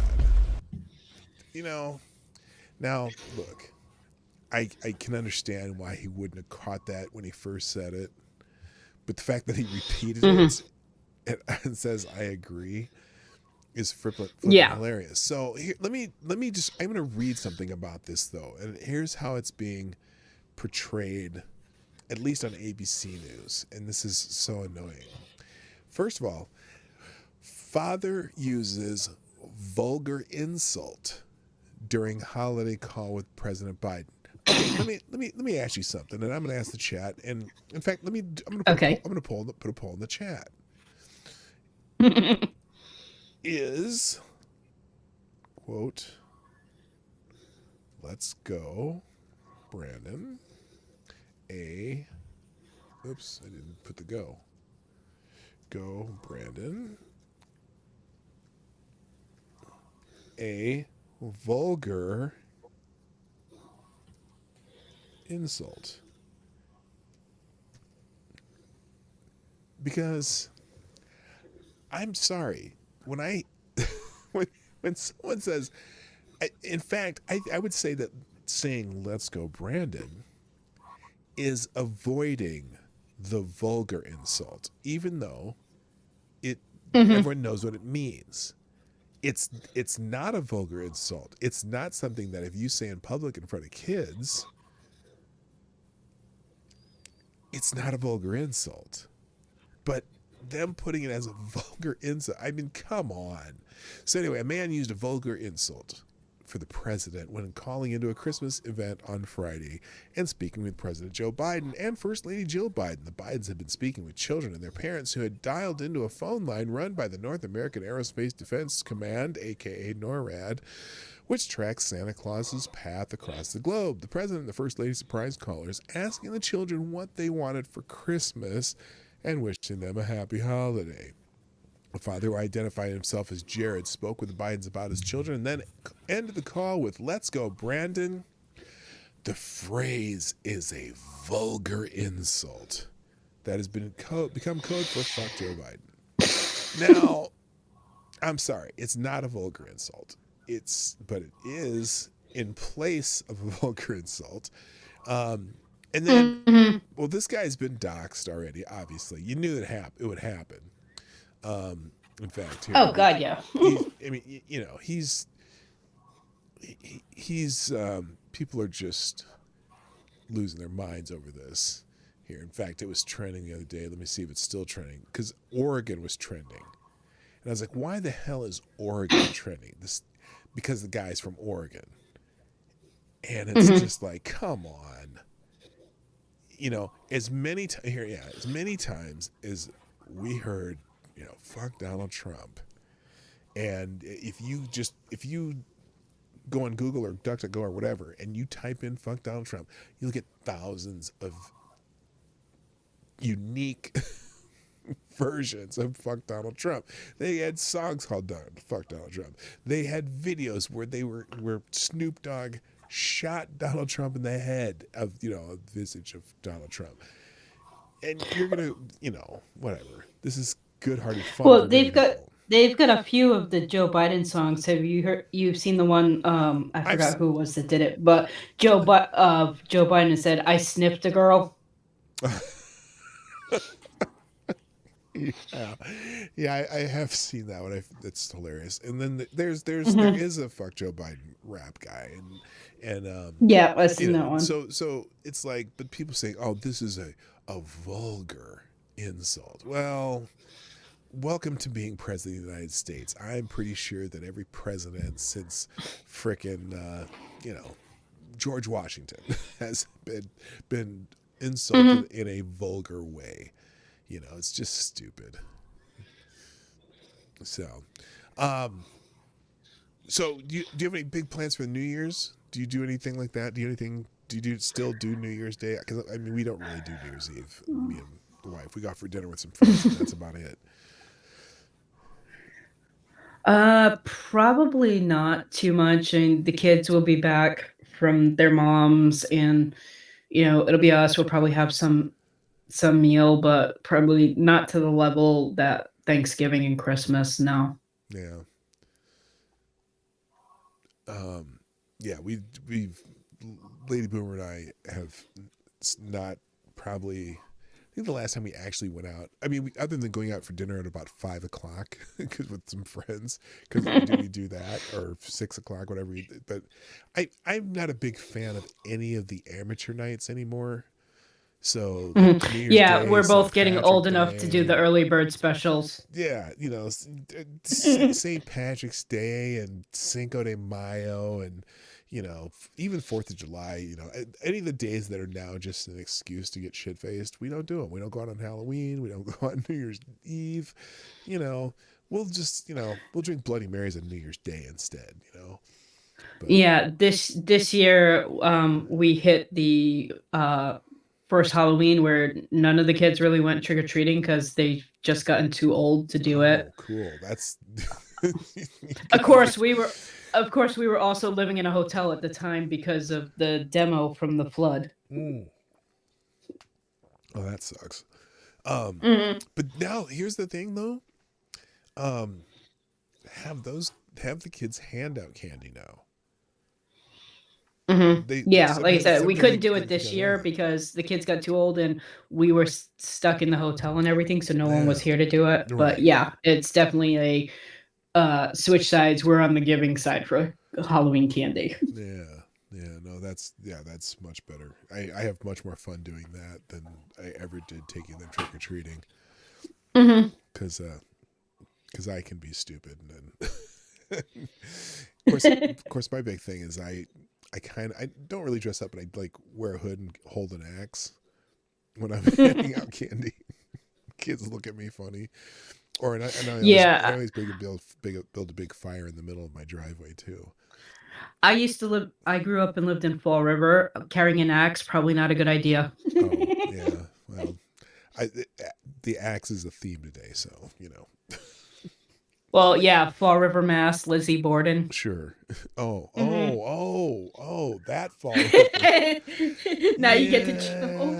Yeah, that people might look at you sideways. By the way, Jim Jones, welcome to the show. I see a couple other people jumping in. Again, I said if I get 50 likes today, I'll do a shot. So we'll get there. Anyway. Hell yeah, I tweeted it out twice. So. Hi, Debbie. How are you? So share the stream. I don't know what. Maybe I'll do a shot of this Rittenhouse ride that I haven't opened yet. Yeah, share that stream and hit that like button like Drunkle hits the bars. There you go.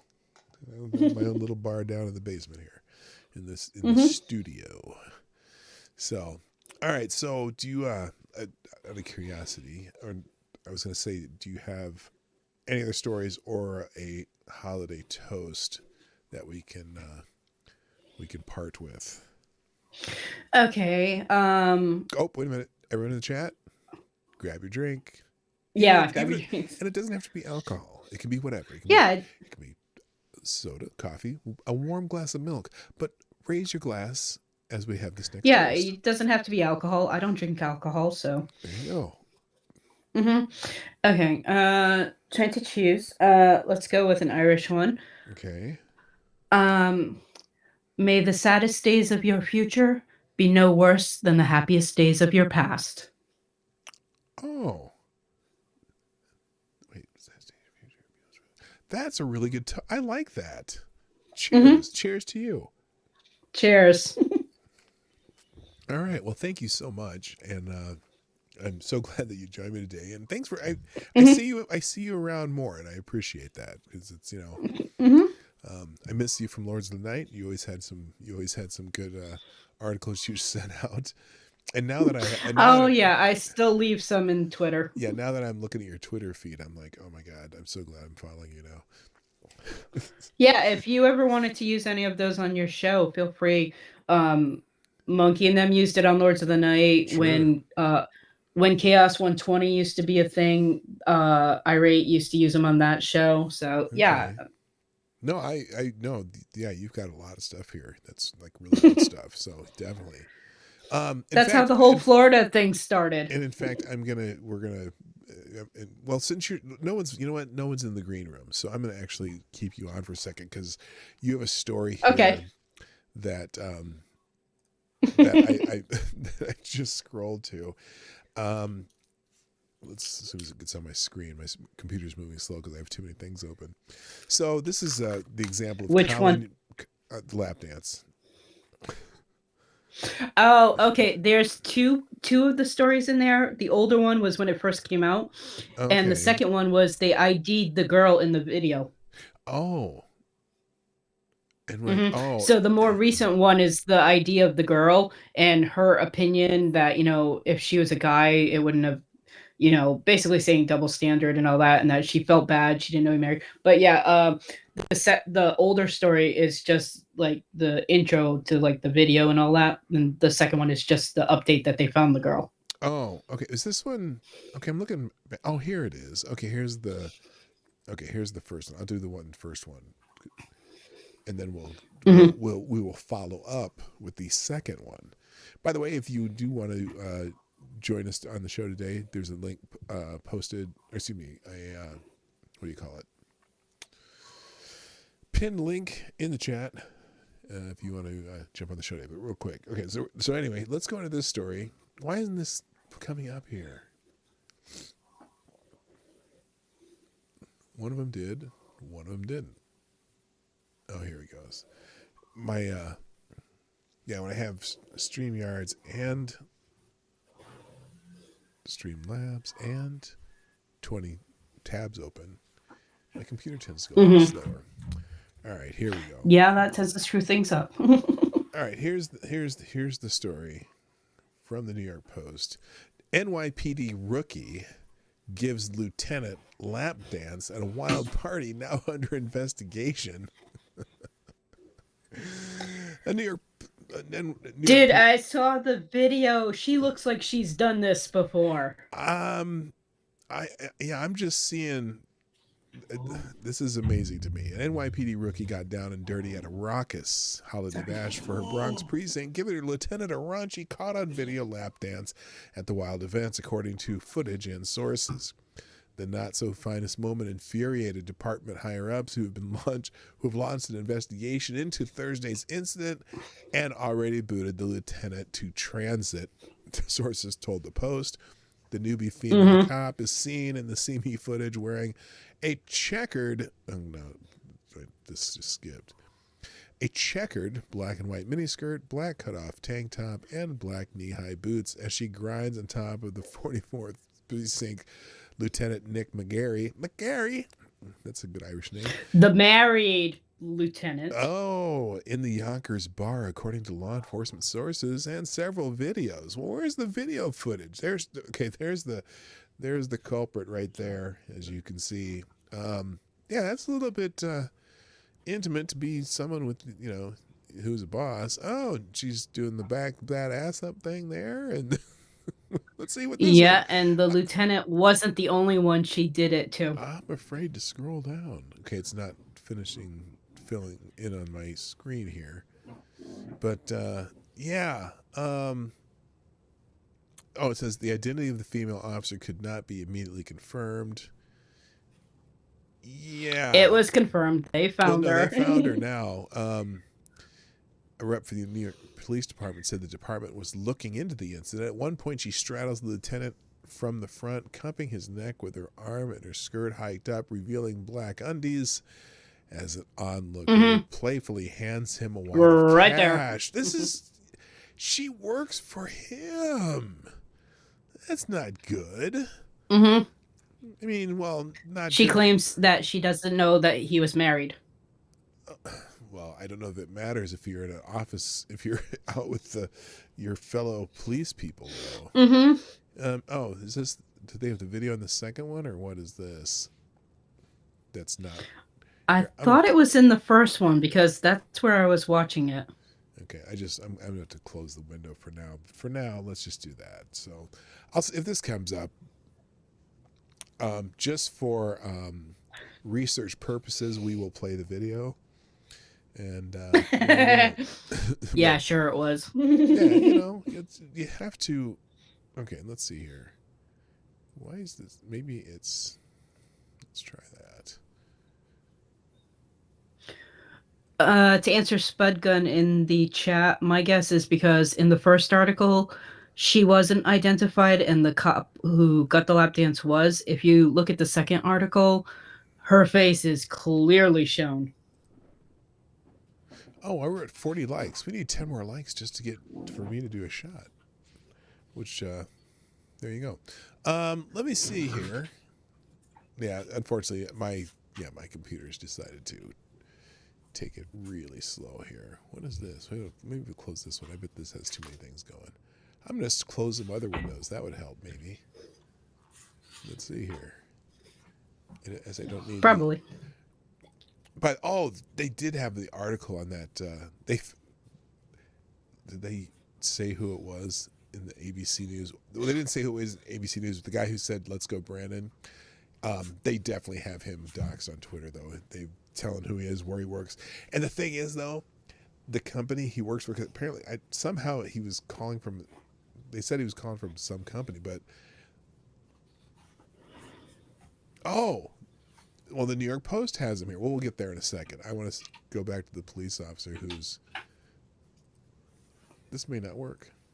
Okay, well, we're gonna have to let it go. Anyway, all right, and we already got a holiday toast from you, so I have someone in the waiting room, so I'm gonna let you go here. But and if that pops up, I'll play it a little bit later here. But it's my computer's not being cooperative. But anyway, thank you so much for dropping by.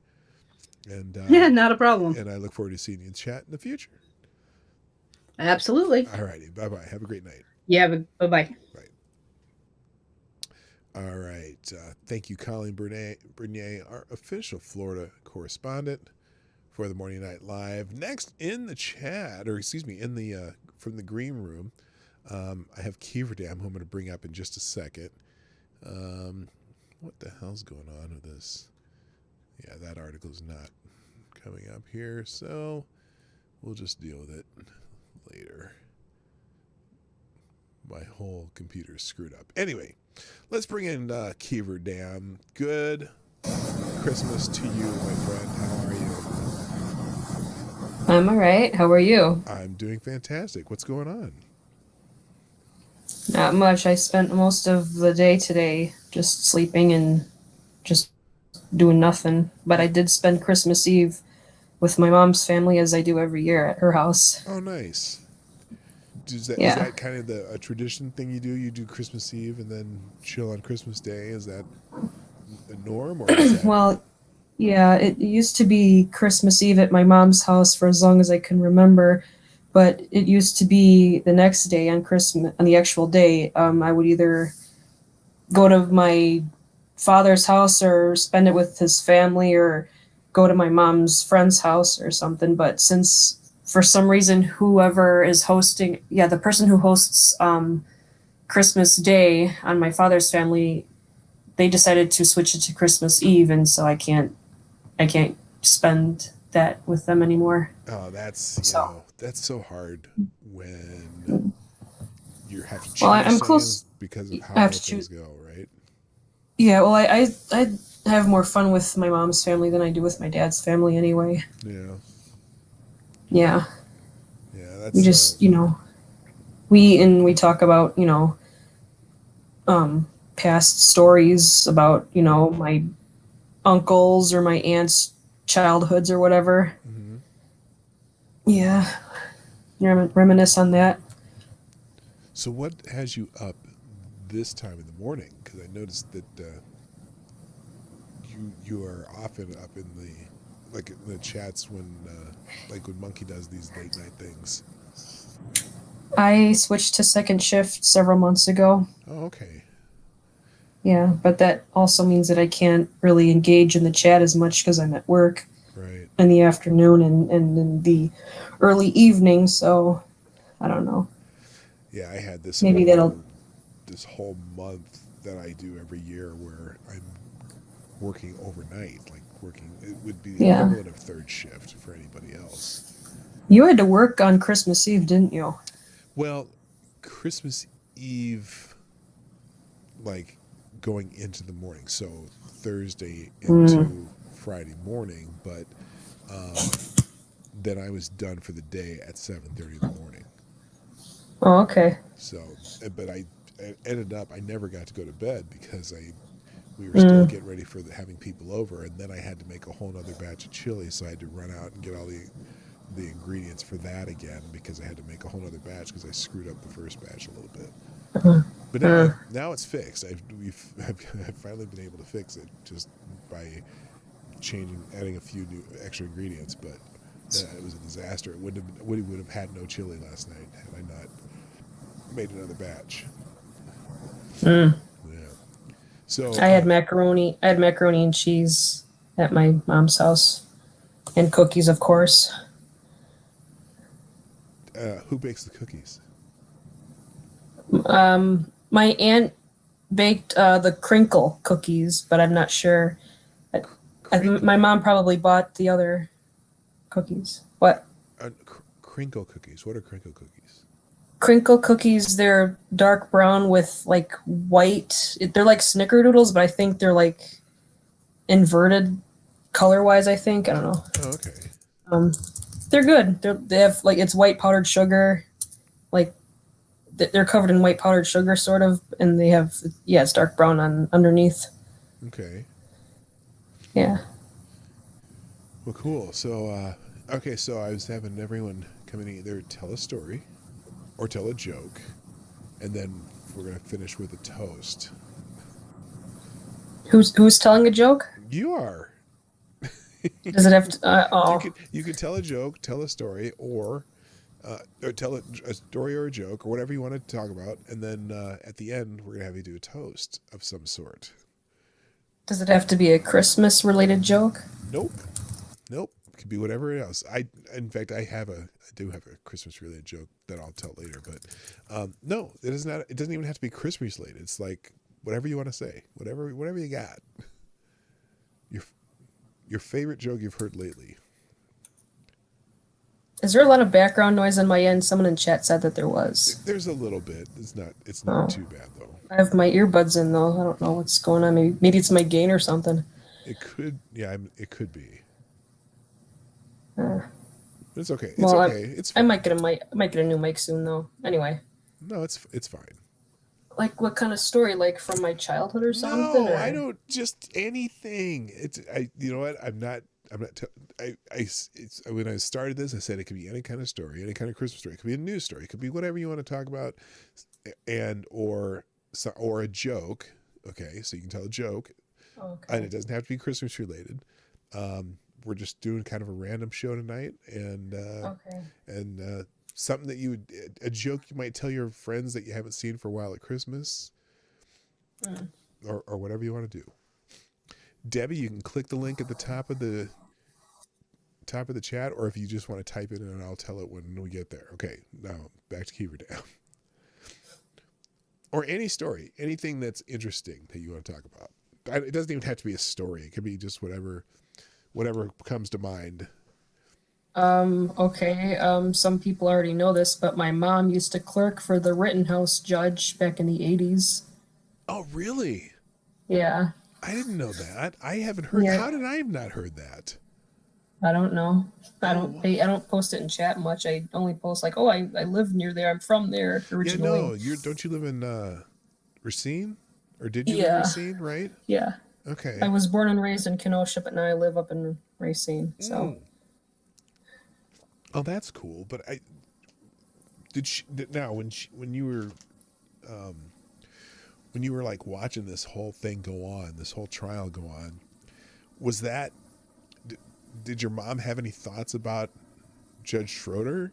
I mean, what did she tell you about Judge Schroeder? Well, she said that he's known for doling out harsh sentences, and that she enjoyed clerking for him. Huh. She used to work at the courthouse, and then she worked at the nearby law offices that are just west of there. So, and she said that while we were at brunch when the judge yelled at the prosecutor, Binger, and I didn't really watch it, but my cousin had it playing on his phone, and so he showed us what was going on. Yeah. And we were like, oh my God.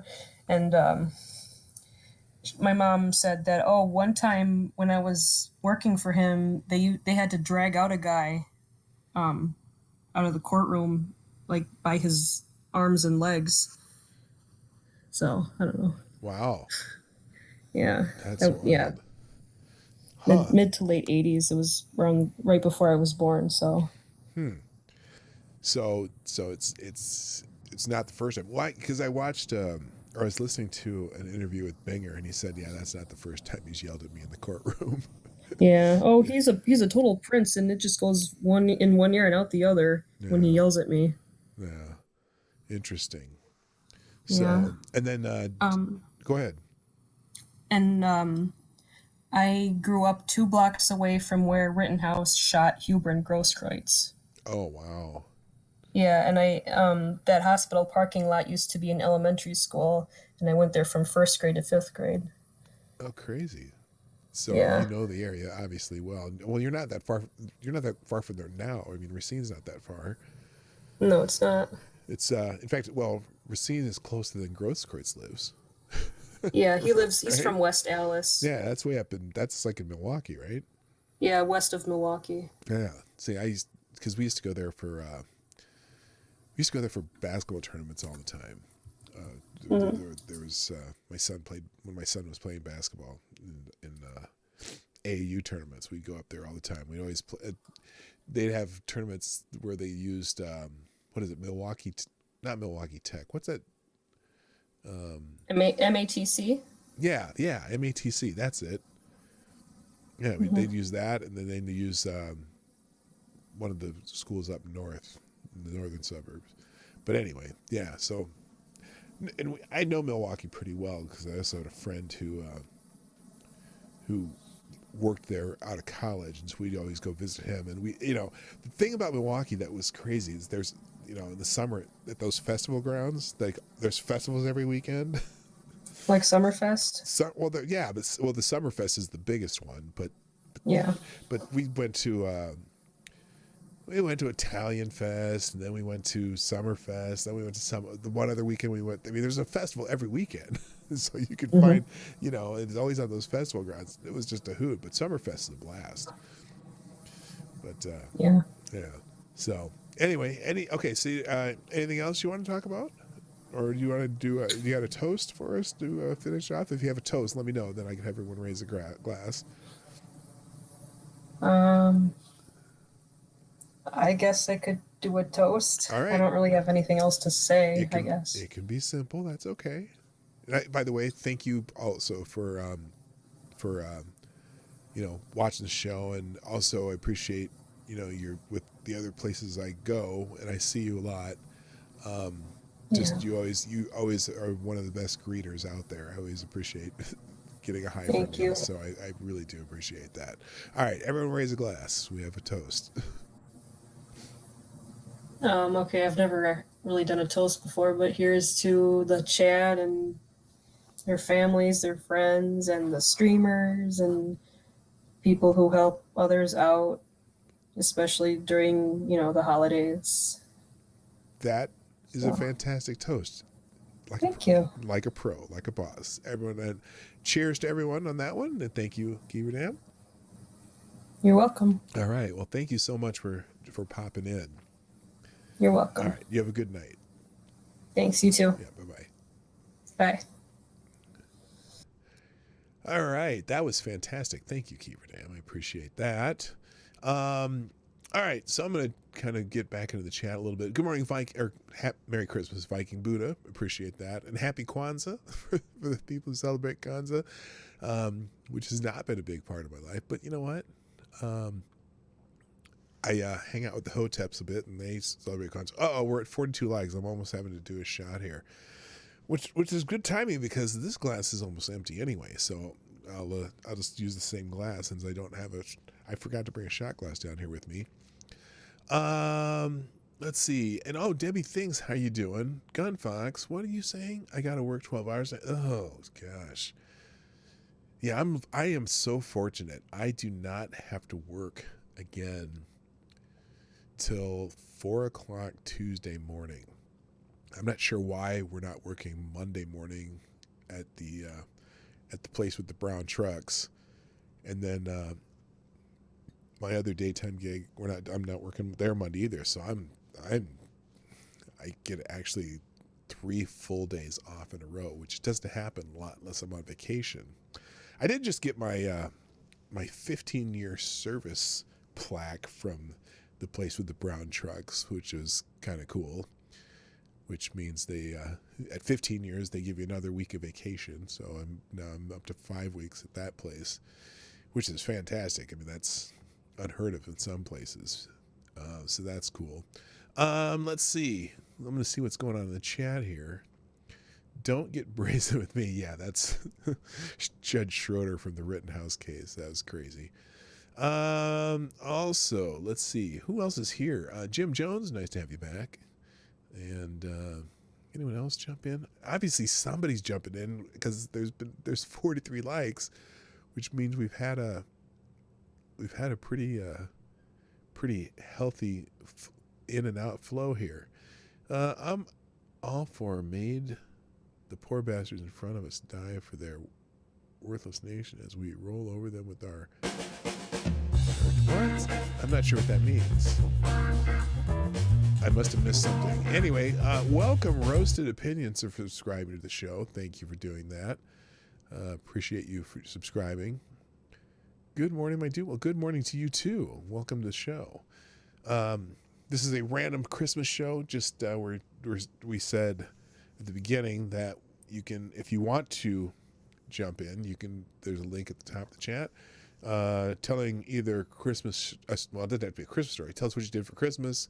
Tell a story, tell a joke, but always finish with a toast. Look, Peter, don't let the white supreme pizza stop you from observing Kwanzaa. No. Oh, supremacist, I bet that's supposed to be. No. I don't. It's not that's even an issue. I just have never celebrated Kwanzaa. My mother started celebrating Kwanzaa about 10 years ago and now, well, she's gone now, but, and there's the issue that I have in some way with Kwanzaa is that the communists who started it, okay? And I have a hard time getting my head around that. Even though some of it, and the other thing too, it has nothing to do with Africa. It's simply a made up. Every holiday, in some sense, is made up in a way. I guess in some ways, or because you have to decide what you're going to celebrate. But the oddity of it, let me put it this way. I don't knock Kwanzaa either. Some of the ideas make sense if you're thinking how African Americans could succeed in the United States, because a lot of it's about when they for example, when they say one of the days is for cooperative economics, right? Which in some ways I think would be helpful to Black communities as far as supporting businesses like other immigrants do when they come to the United States. That's how a lot of immigrants become successful in the United States, because they kind of have this idea of cooperative economics, and they find ways to get ahead. But I guess I just got to learn more about how people celebrate Kwanzaa now. Just hasn't been, but it's never been a part of my family's repertoire until I was long out of my parents' house. So there you go. And it looks like the question in the poll, which I'm going to finish now. The question was, is "Let's Go Brandon" a vulgar insult? And mostly it looks like it. The answer came out no, even though it's not showing up in the chat here. All right. Oh, here we go. Is "Let's Go Brandon" a vulgar insult? 94% no, 5% yes. And if you said yes, well, you're wrong. Roasted opinion, dude who did time for domestic abuse. Yeah, that's the part. It's one of the parts that I struggle with. But anyway, and he was a commie. But you know, whatever. Let's see. I am not African, or am I? Weren't you born here? No, I was born here. I'm an American. My father's Nigerian, my birth father, and my mother's an American of almost 100% Irish descent. But no, I was not born in Africa. I'm an American. But the reason I say that, though, is because some people claim that Kwanzaa is, unknowingly, some people claim that it's a, kind of a traditional African thing, and there's all this and that, but it's really not at all. It's 100% an American created holiday by an American former. I think he was a former professor, and he did some time for domestic abuse. He's kind of a professed communist and all that. But yeah, that's all I know. Merry Christmas, Chicago Mike. Welcome to the show. All right, now I unfortunately, I don't know how long I've been going here. Oh, I've been going just over 2 hours. Well, unfortunately, I need to take a slight break. So what I'm going to do is I'm going to bring up here. Let me do this. I'll give you something to listen to while I'm gone. Most of you've probably already seen this, but it'll give me time to go to the bathroom and not leave you here with absolutely nothing to watch or listen to. So we're going to go here, and we're going to go here. Maybe. Why is it not coming up? Oh, I see. And while you go to the bathroom, you can watch this again for those of you who haven't seen it. I'll be right back.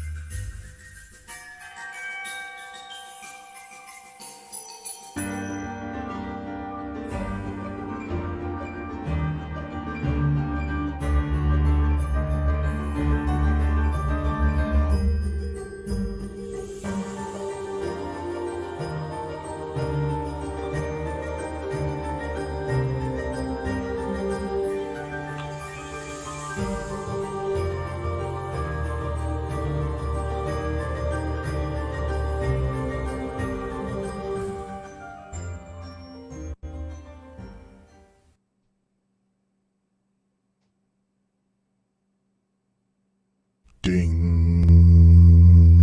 dong, ding dong, ding.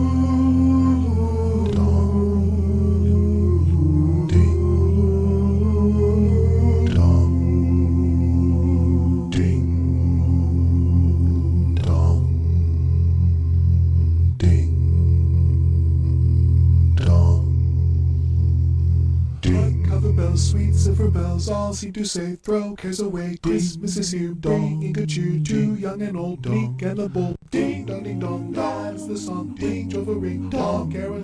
One seems to hear words of good cheer from everywhere, filling the air. Oh, how they bow, raising the sound. Oh, hear the bell, telling a tale. Gaily they ring, while people sing songs of good cheer. Christmas is here, ding dong ding dong dong. Christmas song, merry joyful ring, merry Christmas. On this end, dawn without end, their joyful tone to every own. Hark how the bells, sweet silver bells, all seem to say, throw cares away. Christmas is here, ding, in good cheer, too young and old, meek and a bold. Ding dong ding dong, that's the song. Ding, drove a ring, dong, caroling. One seems to hear words of good cheer from everywhere, filling the air. Oh, how they bow, raising the sound. Oh, hear the bell, telling a tale. Gaily they ring, while people sing songs of good cheer. Christmas is here, ding dong dong dong. Christmas song, merry joyful ring, merry Christmas. On this end, dawn without end, their joyful tone to every home. On this end, dawn without end, their joyful tone to every home. Ding dong ding dong dong.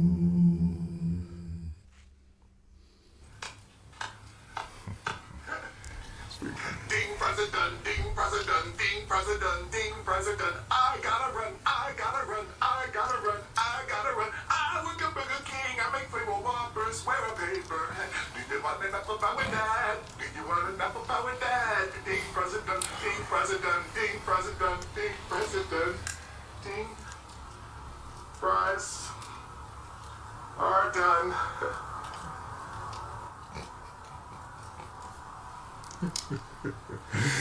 What? Look, I'm standing out here in the cold. You guys are all inside. I'm out here freezing my, you know what, Really? Alright.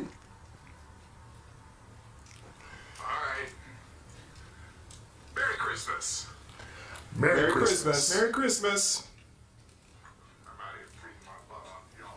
Look at me like I'm ready to go. Oh, man.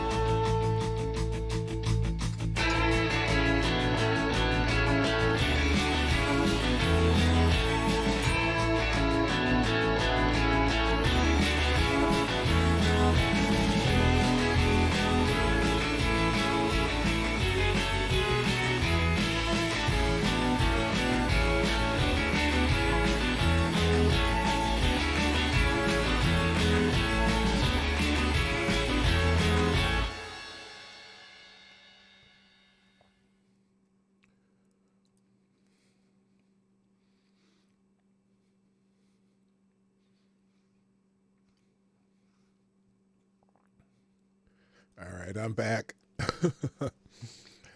I had so much fun making that a couple years ago, and I've been trying to put together new ones since then that I've been writing. I've been making arrangements for songs that I could do another one, but every year something comes up.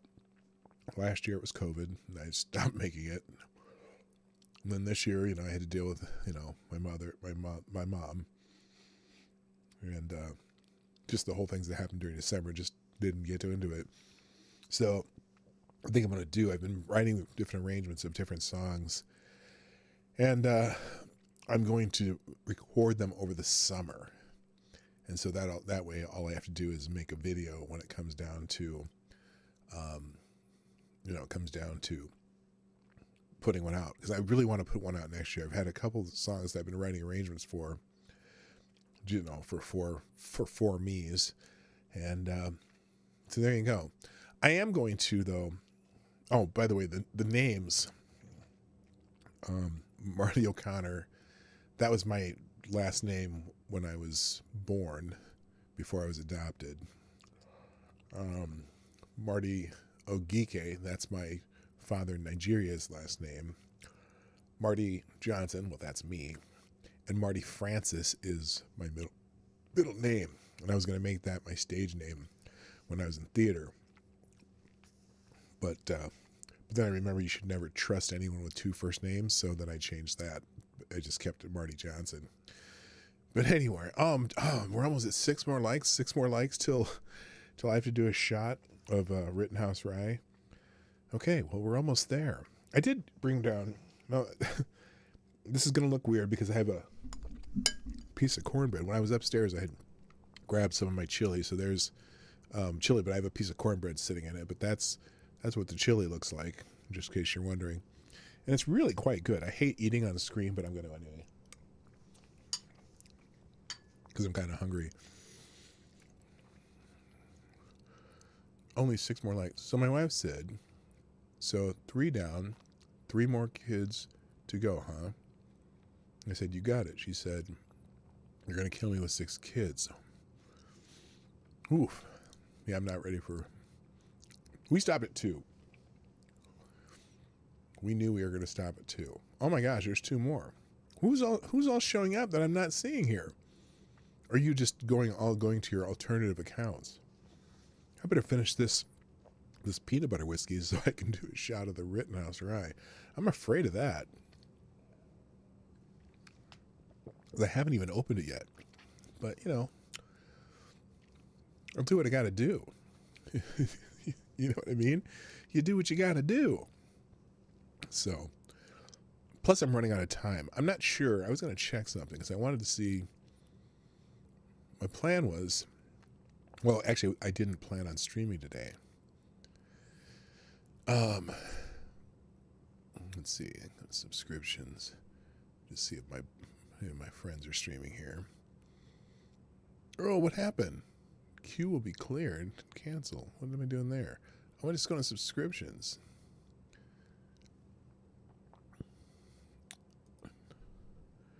Okay, we're going to close that player. There we go. Yeah, it looks like nobody's on right now but me, so that's good. Tree's going to stream at 7 p.m. tomorrow. Well, that's too late. I'm dropping my computer. I'm on my computer, and my phone causes... On my phone, because I... Oh, well, thanks for... Cannibalistic Wizard, by the way. Hi, I see you there. I'm not so sure that... I'm not so sure... that information is necessary in my chat. But I'm glad you're congratulations on dropping a deuce while you're watching the show. Hi, Irish Rose. Oh my gosh, I haven't seen you in so long. Welcome back. How are you? Goodness gracious. And Debbie Thinks is in the house. And I already said 3-Force Yoda. Anyone else show up that I didn't see before? I don't know. But welcome back. What do you mean you had 4? How do you have 4? Oh, there's 48. Oh gosh, how about I have to do a shot of the Rittenhouse Rye here? It's 49. What the hell? It doesn't. Wait a minute. Does this thing? It only counts likes if you keep the like on, because if you take it off, it doesn't give you a new one. So there must be a couple more people showing up. I'm at 49 now. Oh boy, here we go. Well, here, let me finish the peanut butter whiskey, because it looks like I'm going to have to take a shot of the Rittenhouse Rye. If you take your... Here's the thing. It doesn't work. You have to actually have 50 people, don't you? You can't just... Here, let me do this. Oh, mute. Okay. No, it's still 49. It's not 50. See, you can't. There's no way to do it. If you unlike and then you like again, it takes the like away. So it's only 49. I'm refreshing this screen right now. Alter counts are awesome. Don't be... Oh, you guys, come on now. Let me do it again. I refreshed. Still 49 in this one. Still 49 on this one.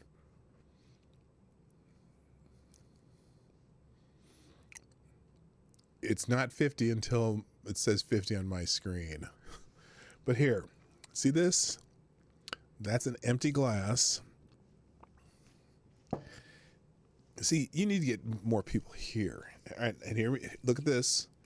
I'm opening the,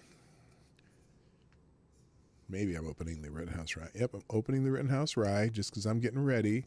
Oh, there it is. There's 50. Okay. This says 50. Maybe it takes a while. There we go. We're opening the Rittenhouse Rye. 100 proof rye whiskey. Bought this after the Rittenhouse trial. But then the Rittenhouse, the company that makes it, they said they didn't want people buying it to celebrate the murder of people or to celebrate the death of people, which nobody was celebrating the death of anybody. They were celebrating the fact that this kid who was being railroaded, you know, won his case because it was clearly self-defense. So I'm trying to open this. Okay, it shows 50 on my screen now, so I got you. If I could ever open this shit, god damn, this like it's like getting into Fort Knox.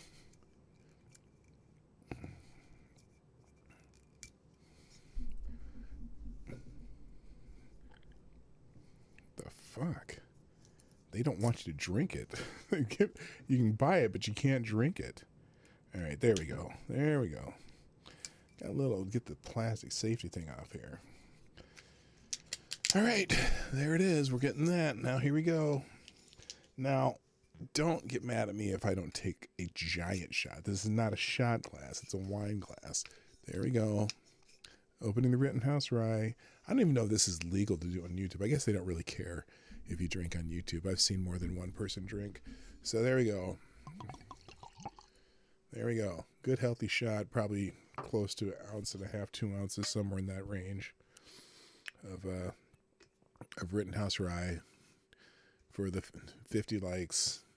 It says only 15 people watch. How do you have 50? Well, that's because people have been coming in and out. All right, let's see. Let me think of it.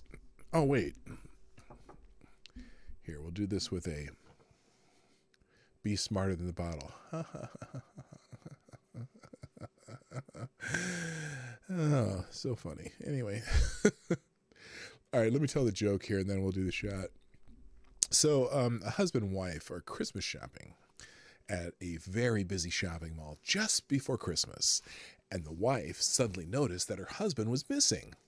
And that as they had a whole bunch to do, they had a whole lot of shopping to do, she called him on his cell phone.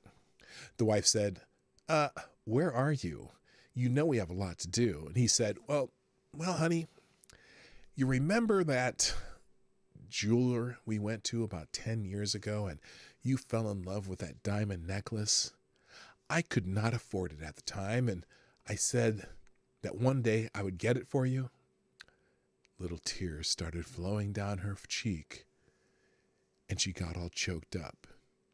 And she said, yes, I do remember that shop. Well, honey, I'm at the gun shop next door to that. Cheers.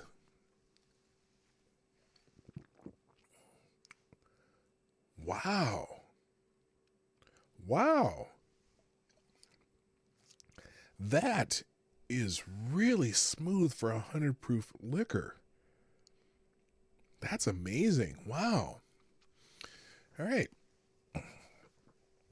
So, Outdoors Heaven Hills Distillery put out a release that they did not want the publicity or anything to do with the case. Yes, I know. I remember that.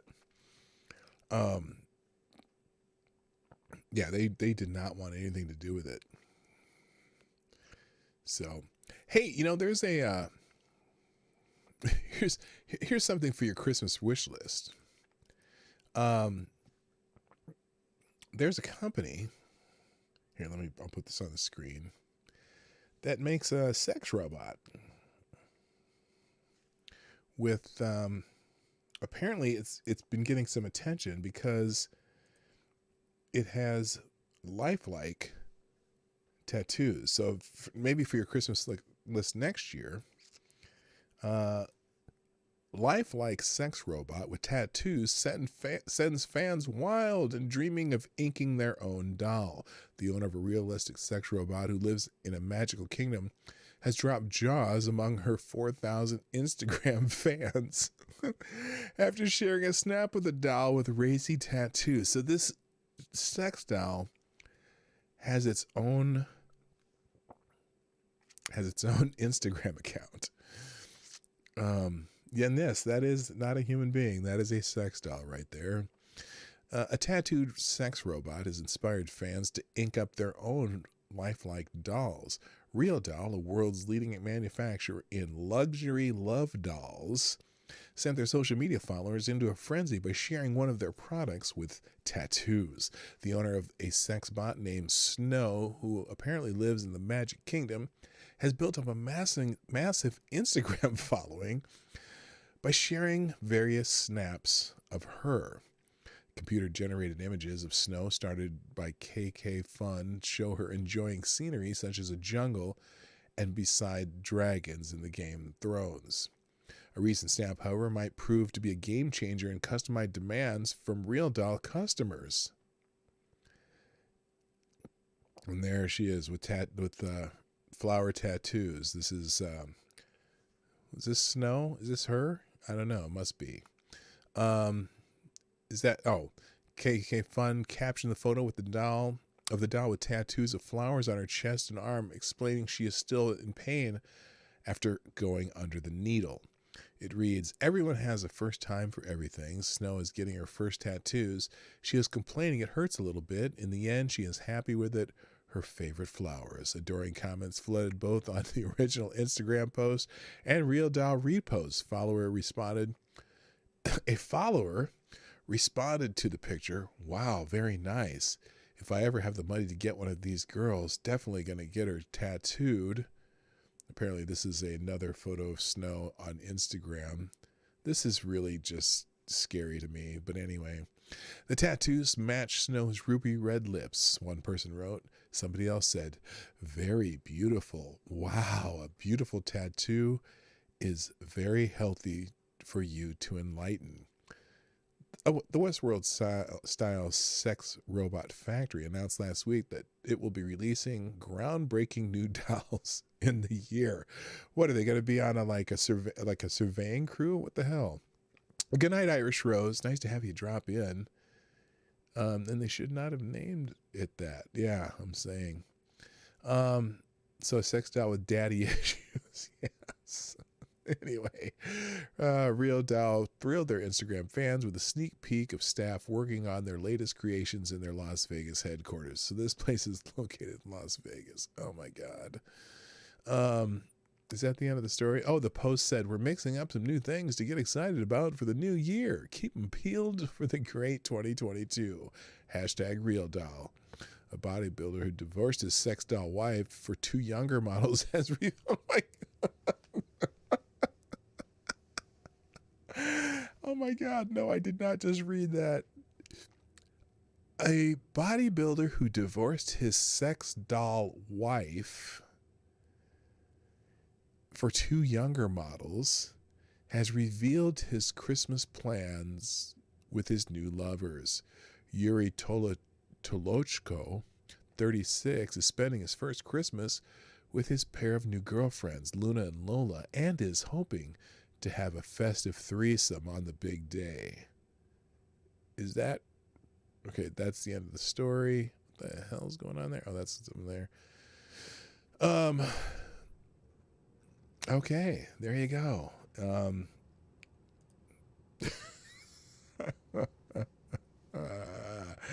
Random American, how you doing? Yes, still at it, and that's what you joined us for. So anyway, Snow's getting some tattoos, and apparently that's the people who procure sex robots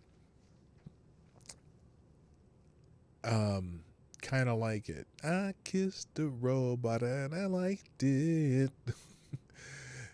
Tastes a lot like industrial plastic. Oh, here's a cool one. This is Oh, by the way, we were talking about the guy who did the Let's Go Brandon thing to Joe Biden, and Joe Biden's like, yes, let's go Brandon. I agree. Well, as I told you earlier, they found him, and I don't know why my computer won't let me click on this article. Here we go. So apparently this guy, now the New York Post has found him. Oregon dad claims Let's Go Brandon during NORAD call was a joke. Okay. Hi, by the way, did I say hi, Iran American? Hi, infamous one. An Oregon dad who told President Joe Biden, let's go Brandon during an annual White House NORAD Santa tracking phone call claims he used the coded vulgarity. They're saying vulgarity too. Look, it is not, it's not vulgar. It is a non-vulgar way to say something vulgar. By the way, I need a bite of chili.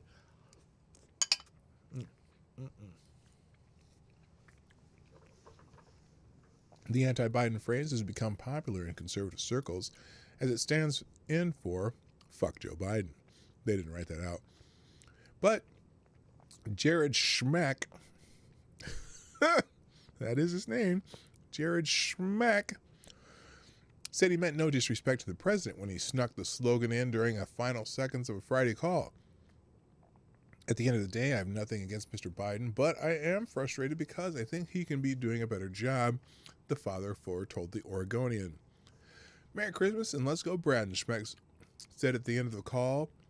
Let's go Brandon, I agree, was the president's cringe-worthy answer. Schmeck posted video of the end of the call on YouTube, during which it appeared the connection was breaking up at the end of the exchange. I thought it would be automated. We just waited on hold, and then they answered, he told the Oregonian. And I thought, wow, this is real. Okay, for whatever reason, that article is going way down, so I'm not going to read any more of it. But, let's see, they have, I think they linked the YouTube. We saw this earlier, but I'll link it again. No, they just explained that the substitute curse first came into use in October when a TV reporter mistakenly claimed a NASCAR crowd was chanting, let's go Brandon, when they were actually saying, fuck Joe Biden. So, YouTube link right here. Let's see if this pops up at any time soon. John Magda, what's happening? FJB. Hello, Renee Mayette. Hello, this is Kyle. Wow, everyone's jumping in now. Hey, if we can get to 100 likes, I'll do another shot. Here it is. Oh, he filmed himself doing it. Hang on. That is correct. Hello. He filmed the whole call. Griffin, Hunter, Piper, and Penelope. Is that correct? That is correct. Hello. Okay. That is correct. Hello. Hi. Oh, Merry Christmas. Hi. How are you? Merry Christmas. Merry Christmas. Who's this? This is Jared. This is Jared. Hi, Jared. Hi. Assume you're dad? Yes, sir. Yes, sir. Okay, Dad. Dad, what do you want for Christmas? So maybe a quiet night. Lots of luck, Dad. Wow. You know, Dad, we have a Hunter too. Yeah. We have a son named Hunter and a grandson named Hunter. Oh, I didn't know you had a grandson named Hunter. Wait, That's wait, cool. wait. Did Joe Biden just admit that he has a son named Hunter? I have never heard him do that before. Buster's Outlaw, I see you're in the green room. I'll have you on in just a minute. Oh, yeah, we do. Hey, tell them we don't. We have a grandson, I promise you. We have a grandson named Hunter. 16 years old. Hey, that's Oh, my gosh. Yeah, you're right. Well, how old is Griffin? Griffin, you want to say? I'm 11. Griffin, you want to say? 11. What'd you ask for Christmas? What do you want Santa to bring you? A piano. A piano? Piano. Fuck me. Piano! Holy mackerel. That'll we weigh have down to cut some trees down for that. That'll weigh down the sleigh. We had trouble hearing you, Dad. I was gonna say you have to cut some trees down to get a grand piano built for him. Piano? Well, I think so. Well, and what's Hunter want as his big gift? Switch. A Switch. A Okay. Nintendo Switch. A Nintendo Switch. Oh, I see. It sounds like Santa's going to be ruining one of the kids' Christmas because I don't think they're going to freaking be happy. Piper actually left the room before you guys picked up. Unless he gets she wants a Barbie airplane is what she asked for. Barbie. I still have my Barbie, and Santa. I want to see if this guy's reaction to Joe Biden saying yes, agreeing, saying I agree. She's now grandmother. For your granddaughter. For your granddaughter. How about Penelope? Well, Penelope, she's only 2, so I think she'd be happy with just about anything. Oh, that's great. That's great. Yeah. And the that's IRS, wonderful John that you have a Minto. 2-year-old. Well, have a Merry Christmas. Have a wonderful Christmas. Yeah. Merry Christmas. He has to be in bed by 9 o'clock. By 9 o'clock. Sleep between 9 and 12, or he doesn't show up. That's right.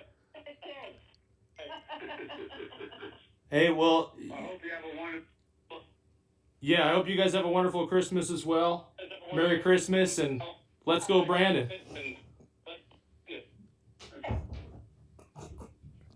Bye-bye.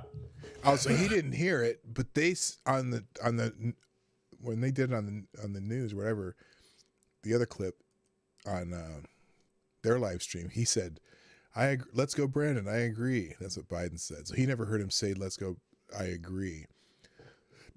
Anyway, that's pretty funny. All right, let's, Roasted Opinions. Thank you for, I already got you. Thanks for subscribing again, by the way. And, real quick, let me see what my notifications here say. Oh, thanks for people for sharing the stream.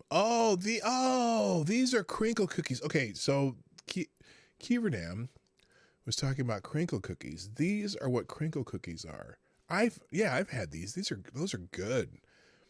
I love crinkle cookies. I didn't know that's what they were called. So there you go. Awesome.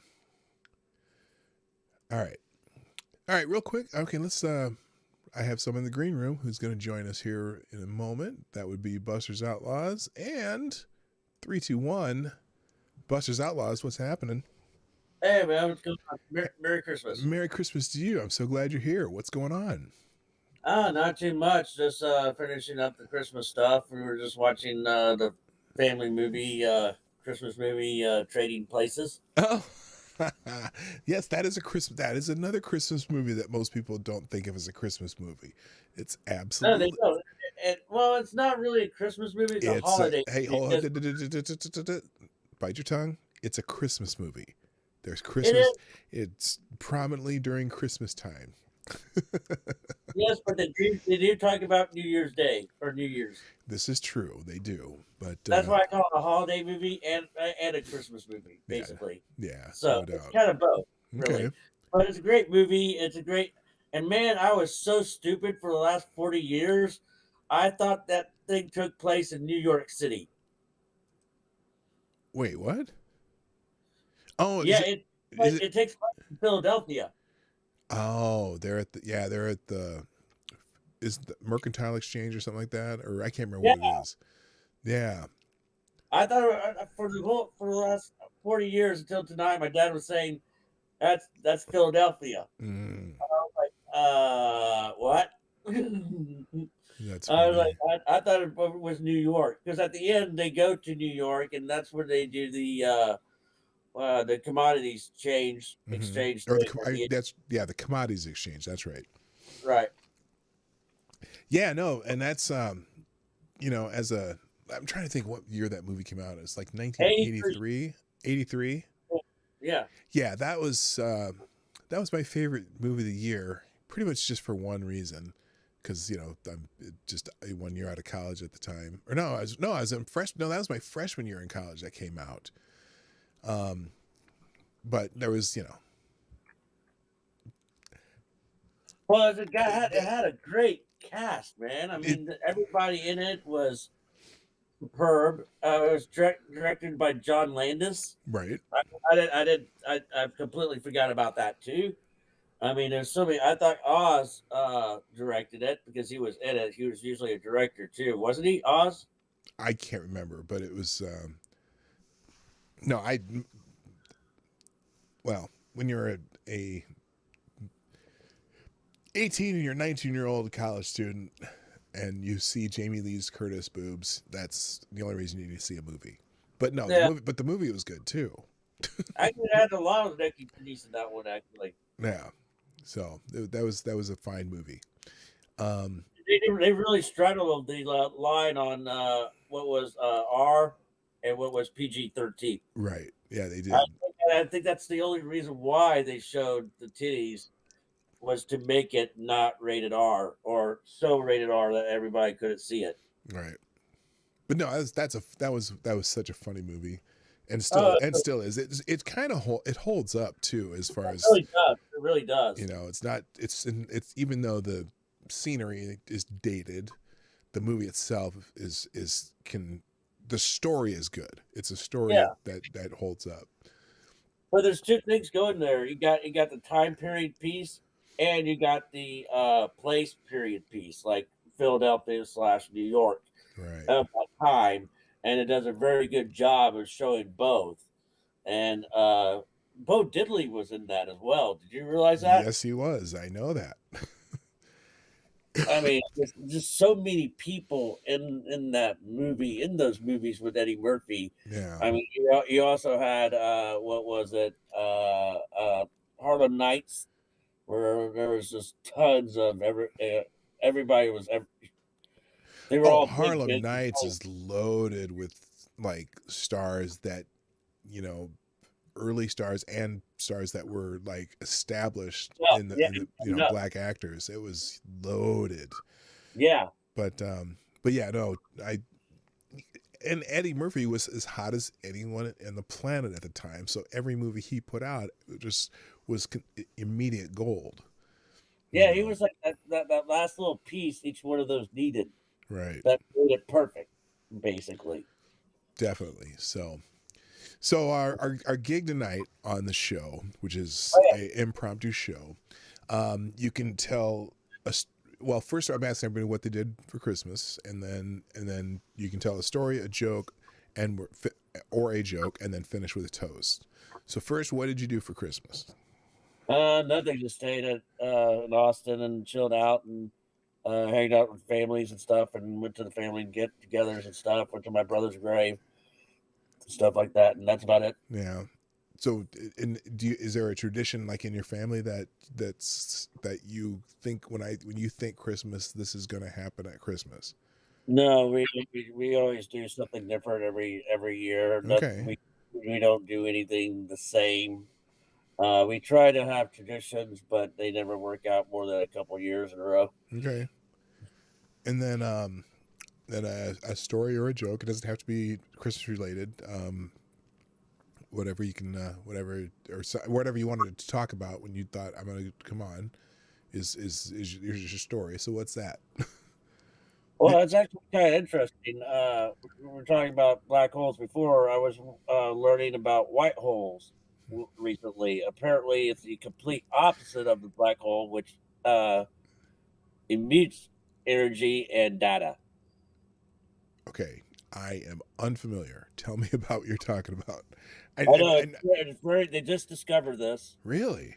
Yeah, last year or two. I think that article I read was from a couple of years ago, but it's very brand new, and it seems to me that, follow me on this, we have an on and off switch, right? The black hole eats data, the white hole emits, it shoots out data, it shoots out light, basically. And so we have an on and off switch in the universe. Don't you think? I mean, no. Well, here's what I'm thinking. As soon as you said that, you described what you were talking about. The first thing that came to mind to me was, so if you have a black hole that absorbs everything into it, right? The other side that it goes to, if you're on the other side of that black hole, that's the white hole. That's where it's going. So basically, there are things that are pushed out, and they're from one side's the black hole, the outside's the white hole. So a white hole would be a black hole coming inwards to the universe. Oh, okay. That was the first thing that came to mind to me, and it would almost make sense because I mean, because if everything was pulled out through a black hole, where does it go? Probably goes we don't know, to another universe, you'd think, right, or something like that. That's so. I mean, I'm only hearing this for the first time. That was the first thing that came to mind. Okay, well, they showed it actually. They showed one where there was a white dot in the universe, basically, and they showed a black hole over here. Okay. So they're like kind of, but they could be one going in, one coming out. Yeah. Sure. That makes sense. The reason why we're still here, and the reason why the timeline thing I read about how black holes. Oh, sorry. That's I'm getting a super chat here. Let me do this real quick. Thank you, Chicago Mike, for sponsoring the show today. And it says, Marty, did you make sure it's okay to take Ranting Monkey's schedule time slot? You know, somewhere between 10 p.m. and 10 a.m. and any time zone.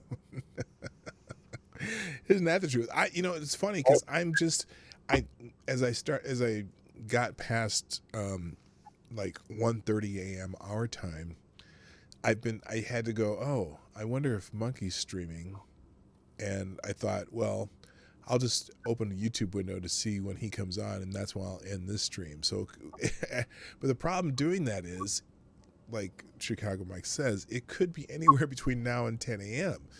So who knows? But thank you, Chicago Mike. I appreciate it, brother. All right. So anyway, back to the black holes and white holes. Right. Anyway, I pretty much said what I was going to say. The white holes are so new, and it really makes you have to rethink of what they were talking about before. Before they founded it, they were saying that black holes would basically swallow up the universe, and it doesn't matter how long we live or where we go to, we basically all die. Okay. Or that's the original thinking, unless we come out the other end of the black hole, and we live, in an ultimate universe. Okay. Well, here, a little bit, at least to have a little more information about this than I do. And there's a question in the chat. Viking Buddha asks, do white holes have to wipe? No. I that's a joke, but it just shoots out energy.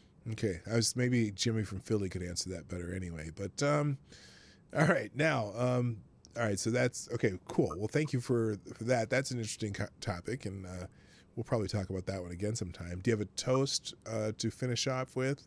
And I just poured myself a tiny little bit more of this Rittenhouse Rye because I forgot to bring the peanut butter whiskey down here.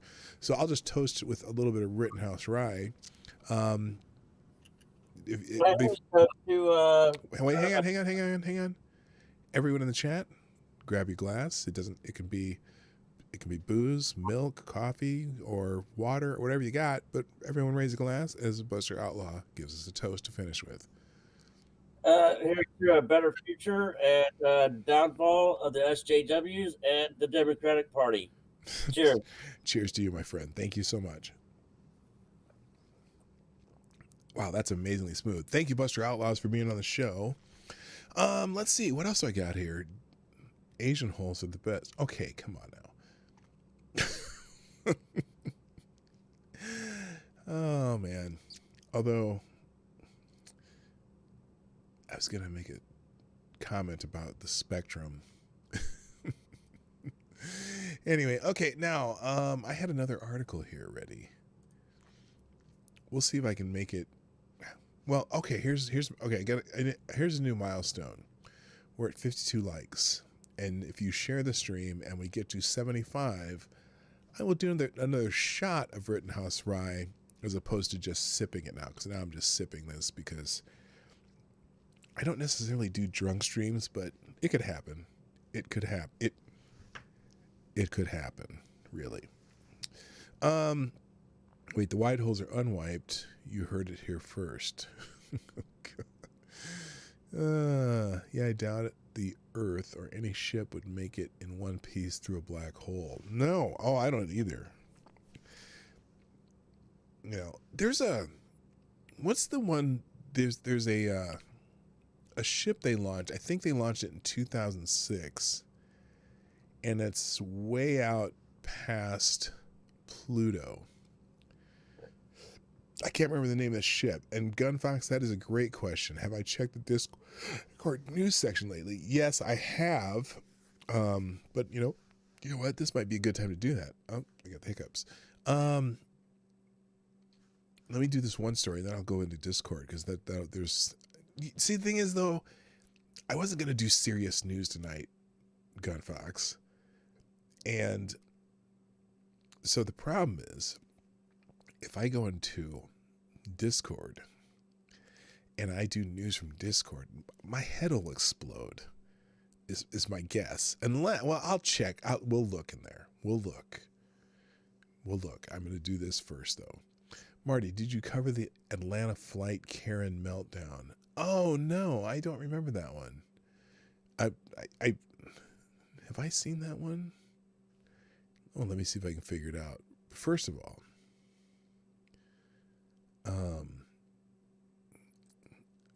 there's a job opening. Did you hear? I don't know if you've heard about this job opening, but it's a really, really interesting job opening over in the UK. And so I thought I'd show you this one. Wanted all-in-one landlord, pub manager, and monarch for a remote UK island. Get out your well, some people say resumes, some say CVs, but get them out.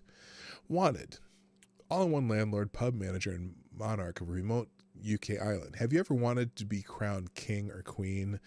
A council in England might have a job for you. But if you take the gig, you'll move to a remote British island with a population of exactly 2, get drenched with beer, and be the caretaker and landlord of a centuries-old pub. Oh, and the monarch title is purely symbolic.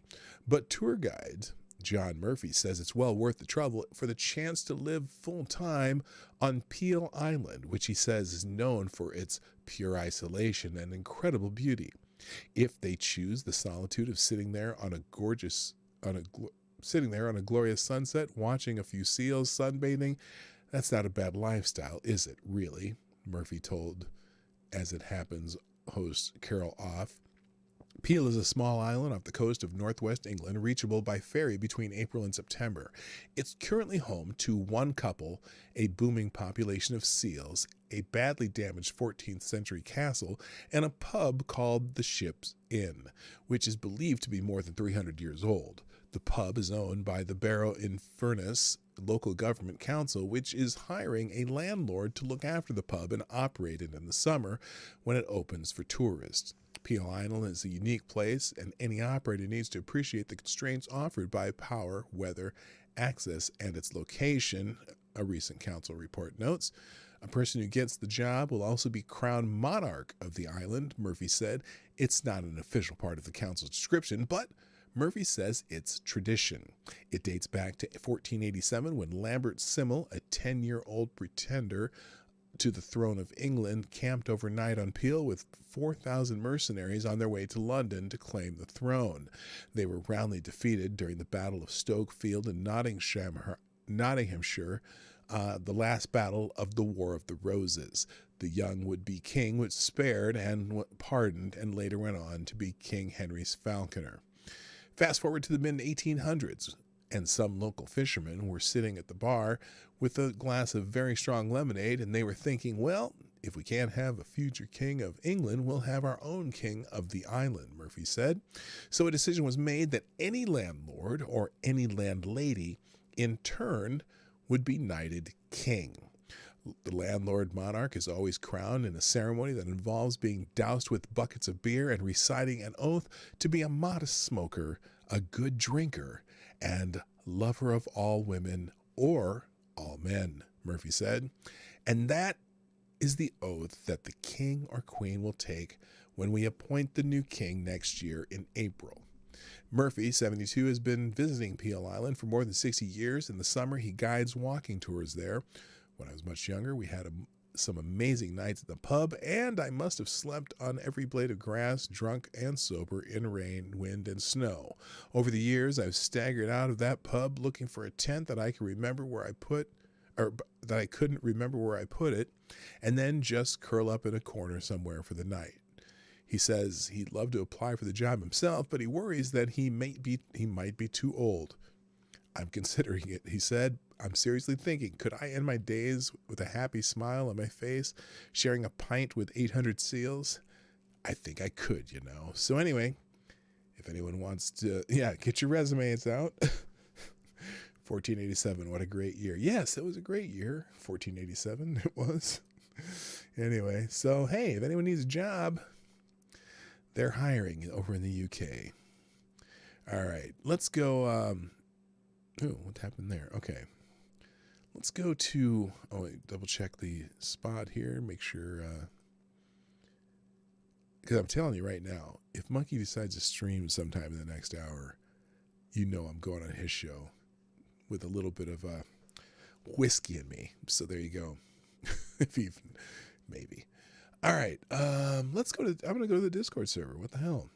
Here come the resumes. We're all sending one in. Yes, that's a good time for that. Oh, my voice is... Yeah, I'm in soothing voice mode. I'm trying not to talk too loud because my son and his girlfriend are trying to sleep 2 floors right above me. And so I'm using that late night radio voice. Who was the guy? No, Art Bell's not that soothing, but he was on late night radio. Who was the guy? Oh, man, there was a radio host that... I mean, this is almost an NPR voice for me. You know what I mean? Because I can't yell and scream. And that's one of the reasons, Gunfox, that I'm not sure if I should even look at the Discord right now. But I'm going to. I'm going to click it open here. Let's see what we got. Because I need to have more windows open. By the way, if you want to join the show, if you want to tell a story, tell us what you did for Christmas. If you want to, but the only requirement is that you have to leave by making a toast. You can click the link at the top of the chat. I closed the Twitter Spaces because I'm having that echo problem. All right, let's see. Let me go in here. I've been in here. Yeah, this was a good one. There are some. I forgot there are some really. There's a couple good. This one's from a while back though. This is back from the 22nd. So, Jay-Z, the music mogul now, former hood and drug dealer turned music sensation, superstar, rap artist, and all-out music mogul now, billionaire, one of the few billionaires from the music who made his way up through the music industry. I think he's a billionaire. Kanye's a billionaire. I don't know if Jay-Z's probably in that range because he's brought a lot of people up with him. Probably people you wouldn't even realize that he brought up with him. But anyway, one of his new artists was making a video, and she got bit by the snake they were using in the video. It's a jungle out there. Rock Nation's singer, Maeda, has shared a video of the scary moment a snake bit her while shooting a music video this week. The 21-year-old songstress posted a black and white behind-the-scenes clip of the scene on Instagram. What I go through to make videos for y'all, she captioned her video. She has since turned off the comments for the post. A quick clip of the R&B singer laying on a carpet where she rocked a braid and lace bodysuit. 2 snakes were placed on top of her, and one bit her on the chin. She jumped away, seemingly avoiding any major injury. No word on whether the snake was venomous. Well, I don't know, but that would be dumb. The post reached out, made his rep for comment. Anyway, let's see, is this video? No, that's just a picture. Oh, and now it won't scroll. There we go. Well, it says right here. Here it is. Is that the picture? Yeah, this snake bit her right on the chin. That sucks. I thought that was her braid, but that's the snake. biting her. Okay, well, that was dumb. Don't make videos with snakes that bite. That's just doesn't make any sense. All right, let's see. I scrolled way up. Let's see. After years of doubts, hope grow, the nuclear fission is finally. Oh, hopes grow that nuclear fusion is finally. They're gonna be able to figure it out. That would be a game changer. Oh,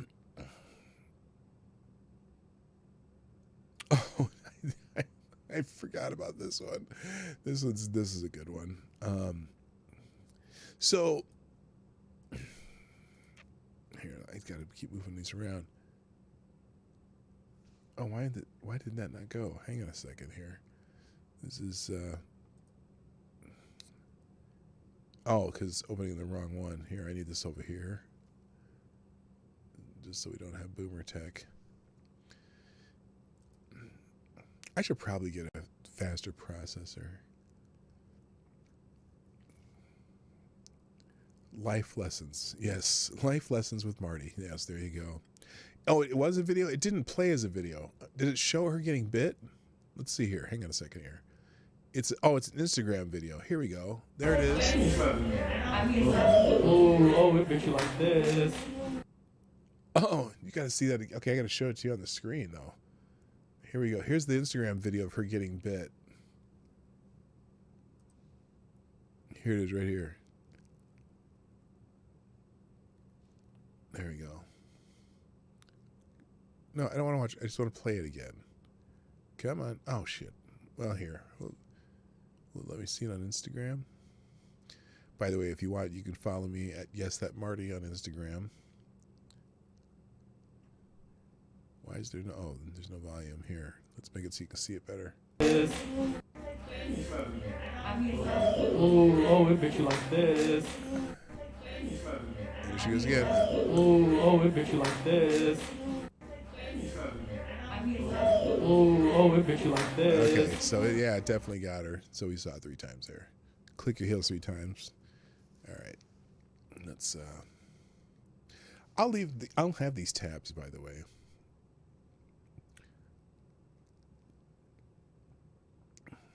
Monkey just posted. Let's see here.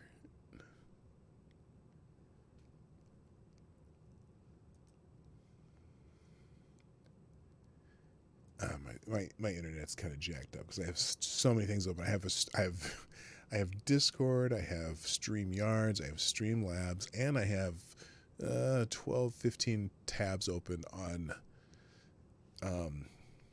using Google right now. So let's just say that my computer's struggling right now. Usually I can do 4 or 5 different things, like processor intensive things, but right now for some reason it's struggling.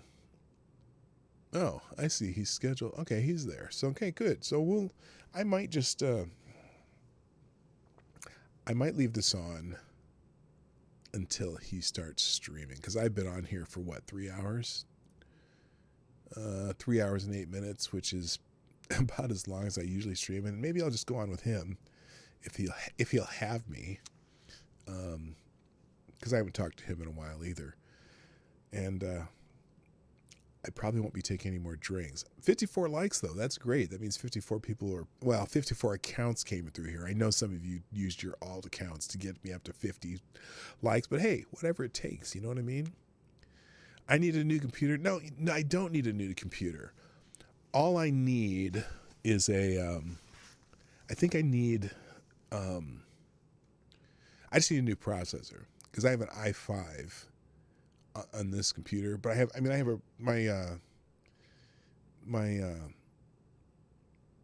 GPU is at 2600, which is, plenty, but I just need an i5. When we built this computer for my son, they had i5s and i7s, and what he was using it for, he didn't need a whole lot of power or a lot of processing, but because I do so much video and different video programs that output, I run most of my video output through the GPU, and then I run the computer through the CPU. But either I may just have to optimize this. I know that I don't have this setup optimized either. I could probably figure that out and make it work better, but right now it slows down my CPU to do a lot of this stuff. So either I'm not running enough through the GPU, or I'm just not, you know, or I'm just dumber than a stump. But I'm going to turn this on. I don't think. All right. Oh, he's got the. He's got. Oh, he's going to talk about. Oh, I didn't see the Veritas ruling. I know the judge said that the New York Times cannot publish anything they got in that fucked up raid that the FBI did on Project Veritas. And they should be able. They're in the middle of a lawsuit with Project Veritas, and how the New York Times got the information is because some of the FBI, they're trying to fuck with Project Veritas, and so that's bullshit, and that shouldn't have happened. So I'm glad the judge is not allowing them to publish anything. It's going to be interesting to see if it goes through the New York appellate system or the United States courts system. And if the appellate system makes a ruling where they can publish it, my guess is that, looks like he's on. Good evening, ladies and gentlemen. Okay. Welcome. All right. Here. I may simulcast this for now and see if he sends me a link. We'll just, here, let's go watch Monkey for a second, because he just came on here. Let's Yay! Well, how are you guys? Time of peace, goodwill towards men is over. We can get back to being Americans, and yeah, we got some stuff to say about that tonight. What's up, P-Dawg? I saw you streaming earlier, and I caught it for just a couple of minutes, but I was catching up on news and shit because I haven't done anything. You guys have hung out with the family. I've ate and I've slept. Well, That's all I've done for the last couple of days. And I got to tell you, it's disconcerting not to have a whole bunch of news shit going on in my mind all the time. It's a weird feeling. Oh my God. So I took some time and caught up as best I could. And wow, yeah, the world's just as shitty as I left it. Holy crap, man. There's some good stuff to talk about, and there's some interesting stuff to talk about, and there's just the weird stuff to talk about. And I want to start with the headline because this one kind of amuses me.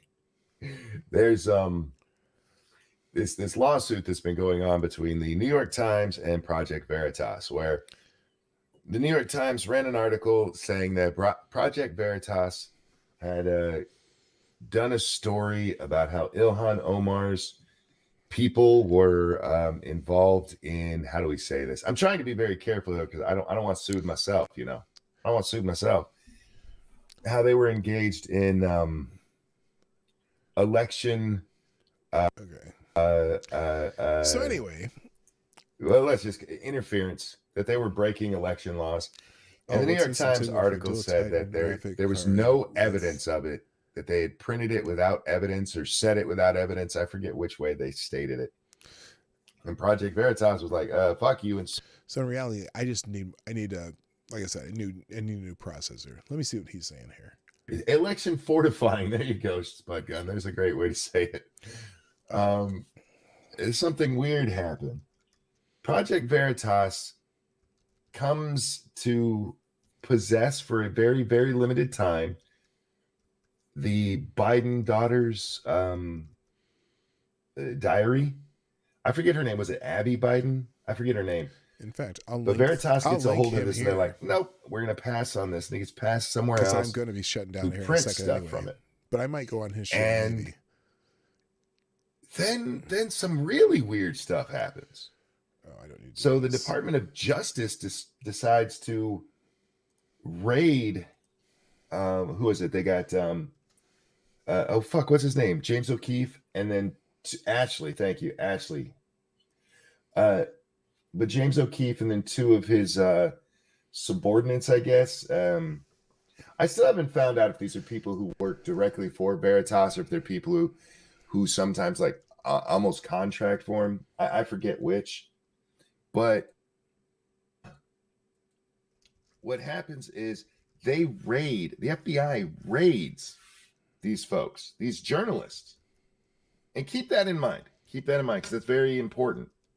But they get raided over this fucking diary. Why is this not typing? 2 days later,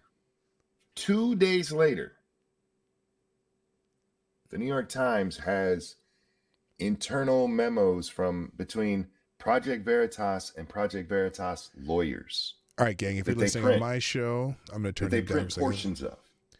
If you're listening on my show, I've been on here long enough, and I've got a good buzz going, but now I think it might be time to visit my friend Monkey. And if he brings me on, he brings me on. If he doesn't, that's cool too, because I should be in bed by now. But anyway, I want to thank all of you who joined me over here at the PDawgKnight channel tonight. And especially just to thank you for the Christmas wishes, and I wish you the greatest of days. Tomorrow, for those of you who do the Boxing Day thing, that's always a fun thing in the places that do that. And just extend the warmest Christmas wishes that I have to all of you. Thank you for the people who sponsored the show today, which would be Buster's Outlaws, Keeverdam, Gunfox61, Hyman, and Chicago Mike. Thank you so much for your generosity, and also thanks for everyone for hitting the like button. Got a lot of likes today. That means a lot of people came through here, or even just your alternate accounts came through. That's fine with me. The likes alike. And if you are ever watching my streams, please share them before, during, after. I'm trying to grow the channel. I'm finally over that 1,200 mark. I'd love to be up to 10,000 over the next few months, so I'll figure that out. Hopefully I'll be entertaining enough to be worthy of that. And then also, if you watch this stream for whatever reason on replay, put a comment in the comment section so I know you were here. And if you want to sponsor the show, there's several ways you can do that in the description down below. Thanks for those of you who sponsored the show today again. That's it for today, though. I'm going to head over to Monkey Stream. I'm PDawgKnight, and I'm out of here. Bye-bye.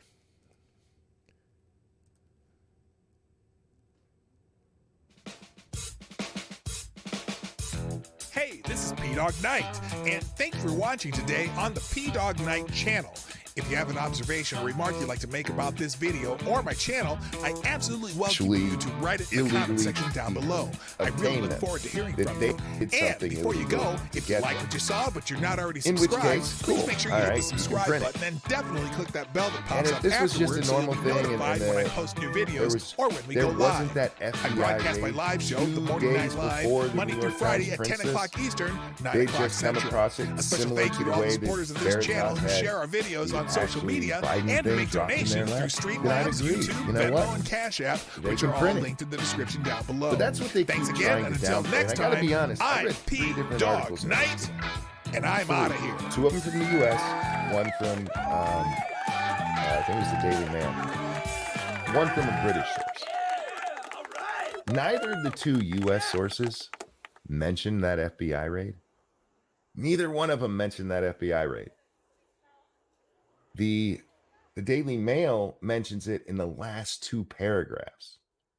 Even in the overseas press, it's not mentioned till the very end. And it might actually be the last 4 paragraphs, because